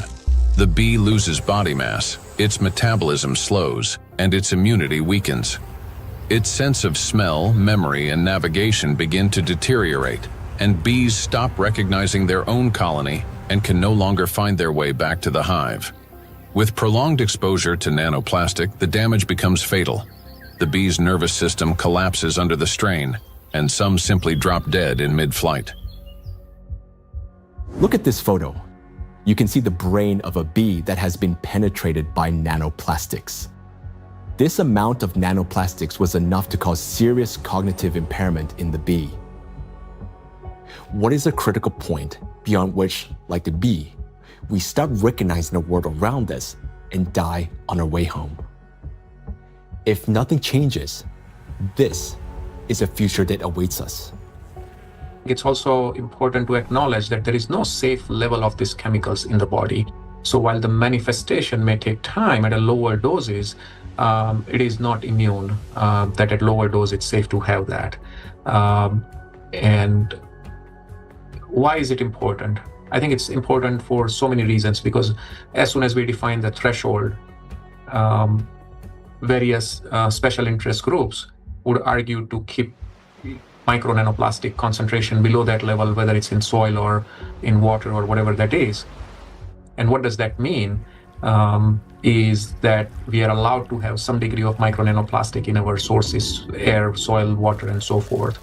But it's a cumulative impact, we have to remember. It's not a particular threshold at any given point in time in the source of whatever we are consuming, but it's a cumulative impact in our brain. And we don't know that, honestly, because it's the factor of time there is going to be different for bee than for a young child who doesn't have a fully developed brain versus an adult brain. Let us recall that a single nanoplastic particle in the human body is not equivalent to one dead cell. After destroying one, the same particle does not stop. It continues traveling through the body, killing one cell after another. So even the tiniest amounts of nanoplastics will damage the brain. And that's why there's no such thing as a safe concentration. And there will never be. The only difference lies in the rate of destruction. That is, the more nanoplastics there are, the faster the process. These plastic particles destroy the biosphere and the cells within our bodies. They damage organelles and biomolecules, including mitochondria and DNA, leading to reduced energy production, genetic mutation, the breakdown of neural connections, and the disruption of brain signals that regulate our organs and vital functions. All of this happens imperceptibly as we go about our daily lives. Yet, inside the brain, a silent systemic destruction is already underway. The question is, will we as humanity recognize the full scale of this threat in time and find a way to strip micro and nanoplastics of their ability to accumulate and retain electric charge? A threat that must not be ignored. The more I've learned about nanoplastics and how widespread they are and their harmful biologic effects, the more I am really, really concerned about just exactly what's going on, how much it's going to affect now us and future generations, and it's very sobering. And I think it's very important that people need to understand that it's maybe not the big, plastic part which is out there somewhere, but it's the breakdown of those particles, even smaller of these products, in all the time smaller particles, which is then the big danger for us, and that is, I think, something which needs to go into the head of people, because then and in their minds, so they understand that this is might be an avalanche which comes down the road, but it will come. Or might come, if we don't do anything about it. So that's my point here. So we can't just leave it like that, The most frightening aspect is that nanoplastics interfere with the most fundamental processes of life. Their electrostatic charge breaks bonds, distorts bioelectric signals, and destroys the harmony that exists between cells and entire organisms. It also disrupts the impulse of life, the signal that links a bee to a flower, a tree to the forest, a neuron to the brain. It silences rhythms that have resonated in unison for centuries. This is a threat that cannot wait. It must be confronted now. It is a matter of survival. We can do as much, research and scientific community does whatever it does, but until this alarm goes to the public, nothing will change, right? It's not a science problem anymore. Science has clearly shown what it wanted to show. Maybe there will be 10 more studies in the next few years, right? And then what, right? Until we change, and this change is based on the public opinion. I want to leave something which is, our legacy should be habitable by our future generations. And that's the pure purpose we all have in common. If we can connect to our own health, I think that is way more powerful and more appealing for all of us to collectively act on this together. I think that's a very important point. And I think at a societal level, we all have to incorporate the other dimension beyond, in our balance sheets, beyond the dollars and pounds and euros and rupees, right, is the health, the impact on the health. And I think that has to be a part of the balance sheet, because what are we making money for if we can't survive or have a good quality of life? Then everything else is worthless for us and for the future generations. I think maybe a reason why I do that, to just show by example that we need to do that. It's my big, hope that I can contribute to a solution, and also to people thinking about it, talking about it, and acting accordingly to make this world a better place, and not just always a worse place for the future, especially for the next generations and for my son and for families, and of course all over the world to take care. And I'm trying to contribute the awareness of people, to explain, to show them the risks, and to make them understand the problem, the real extent of problem, to put them into action. So I just want to say one last word, that we only have one planet, and this planet is not single use, so we should consider this. For too long, we have lived under the comforting illusion that there's still time, that humanity will always have a chance to recognize, understand, and respond. But that time has passed already. Our greatest challenge now is to find a solution before we cross the point of no return, while we still have both our intellect and the little time that remains. But for this to happen, all of humanity must first grasp the true scale of what is unfolding. Only then will we be able to direct our full scientific potential and resources toward finding a solution. As we have seen already, no single individual, organization, or nation alone can solve such a complex problem. The scientific community of ALLATRA has been searching for the solution for 2 decades. And although it hasn't been found yet, we know it exists. We understand that the answer lies at the intersection of physics, chemistry, and biology, which means that the solution is achievable, and finding it is essential for survival. Through years of research, we have come to clear understanding that the efforts of the entire global community must be united, and urgently. The challenge before us is enormous: to find a way to strip micro and nanoplastics of their ability to accumulate and retain electric charge across the entire biosphere, not just in a test tube or single organism. And to do so without harming humanity, the planet, or disrupting the Earth's magnetic field. Today, micro nanoplastics are present in every human being, including newborns taking their very first breath.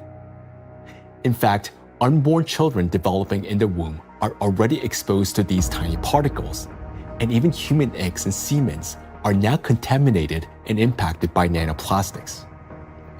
For the first time in history, we face an enemy that threatens all life on the planet. And unless we change the course, this crisis will only deepen. Nanoplastics have indeed become the only true enemy of all humankind and each of us. I want to say that now is not the time for geopolitical rivalries or economic wars. It is not the time to build new empires. When one realizes that they're dying, it makes no sense to start building a new house, especially when no one will be left to live in it. And above all, we no longer have a time for military conflicts. There's no sense in killing one another when we're already being killed by a common invisible enemy, although some don't even realize it yet. We cannot remain indifferent to this threat because our future depends on whether we're capable of setting aside our divisions and uniting against this killer, nanoplastics, which threatens all life on our planet. The question is, are we capable of truly understanding all this? Or has nanoplastic already damaged our minds to the point where we don't even recognize the mortal danger hanging over humanity? If we can still see the reality for what it is, then we're obligated to act, to find a solution while we still can. We cannot shift this responsibility to the next generation, because if we fail to find a solution now, there will not be any true generation. And knowing this, giving up would mean betraying ourselves, our families, our children, and all of humanity, condemning all life on this planet to slow and inevitable death. Each of us, if still capable of understanding this threat, can contribute something meaningful to this effort. Only by acting together can we solve this monumental challenge and preserve the most precious thing that we have, life itself. Life is worth fighting for.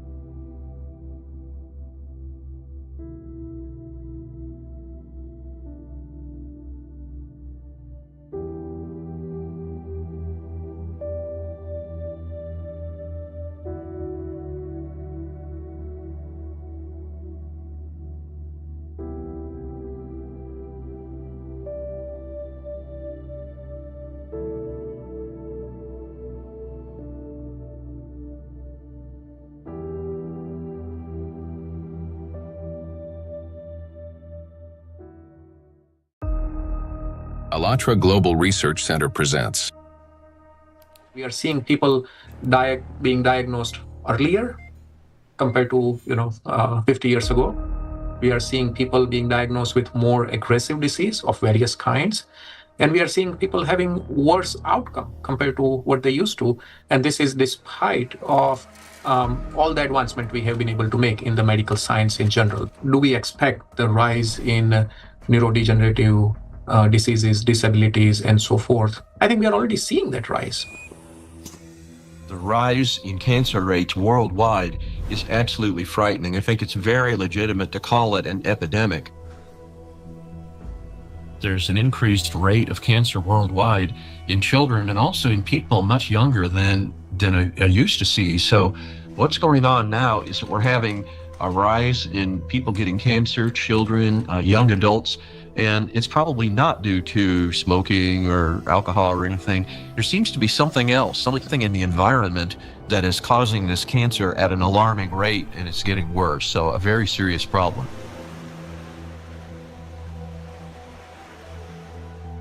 Diseases are emerging early in life. Today's generation is getting sick at ages when their parents were still healthy. And what's worse is that they're often battling not just one, but multiple chronic diseases simultaneously. How can this be happening despite all the advances in modern medicine?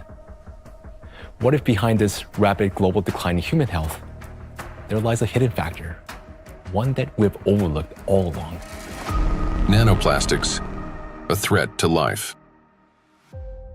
We're talking about microplastics, tiny particles that can't be seen with the naked eye. They're much thinner than a human hair, extremely fine.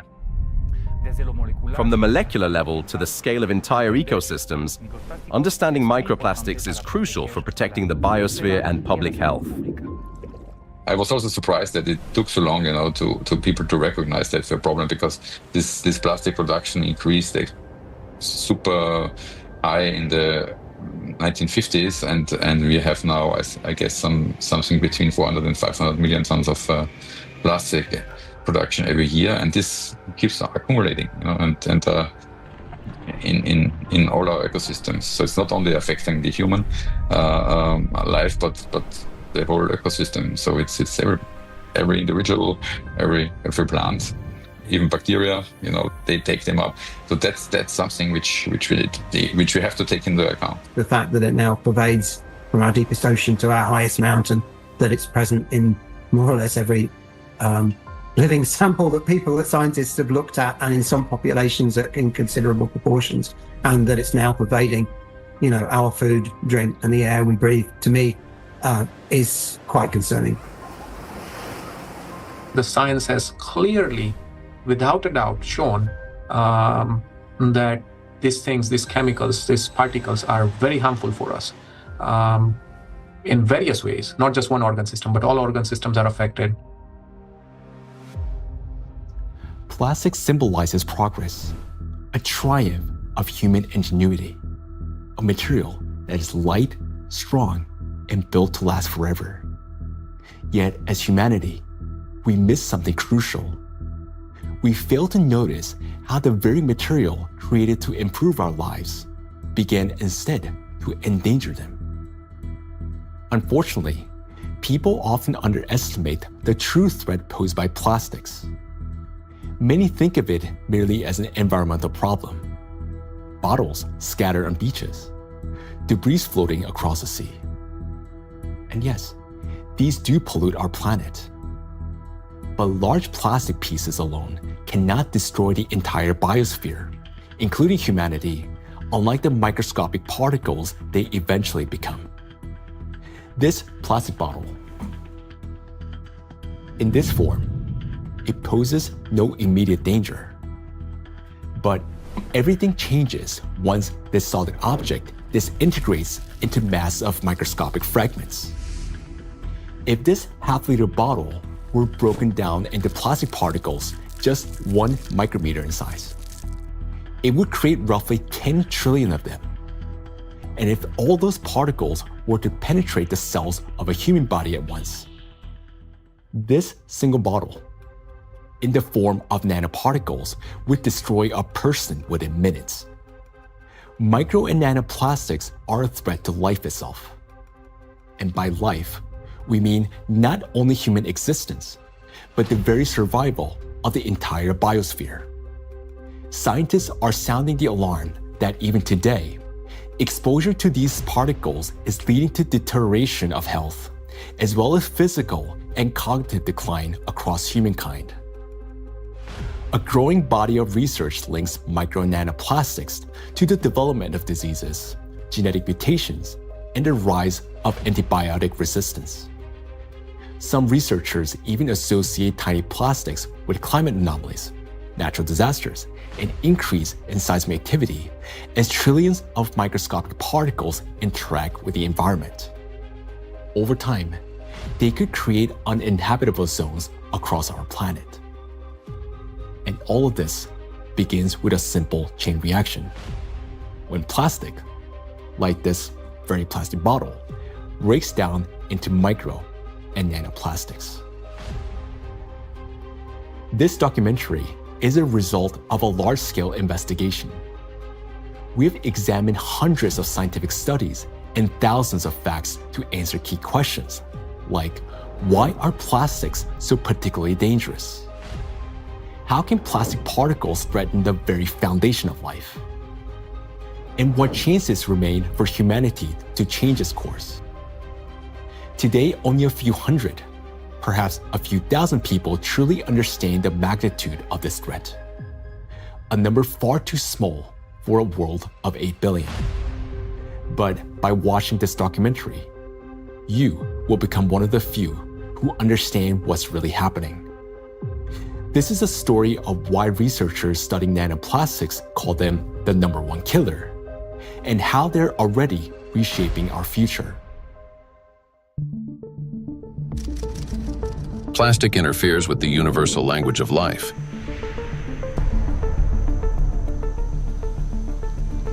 We are living in an era when life on Earth is disappearing faster than ever since the age of the dinosaurs. Currently, the extinction rate of species is 1,000 times higher than the natural extinction rates, making our time one of the most devastating periods in all of history in terms of biodiversity loss. The 6th mass extinction is already underway. The modern world is plunging into a biological collapse, like the ones in the past that wiped out up to 90% of all living creatures on the planet. While past global catastrophes were driven by volcanic eruptions or meteor impacts, today a new factor has joined these forces of nature, an invisible enemy created by humans, capable of destroying all life. Plastics are everywhere.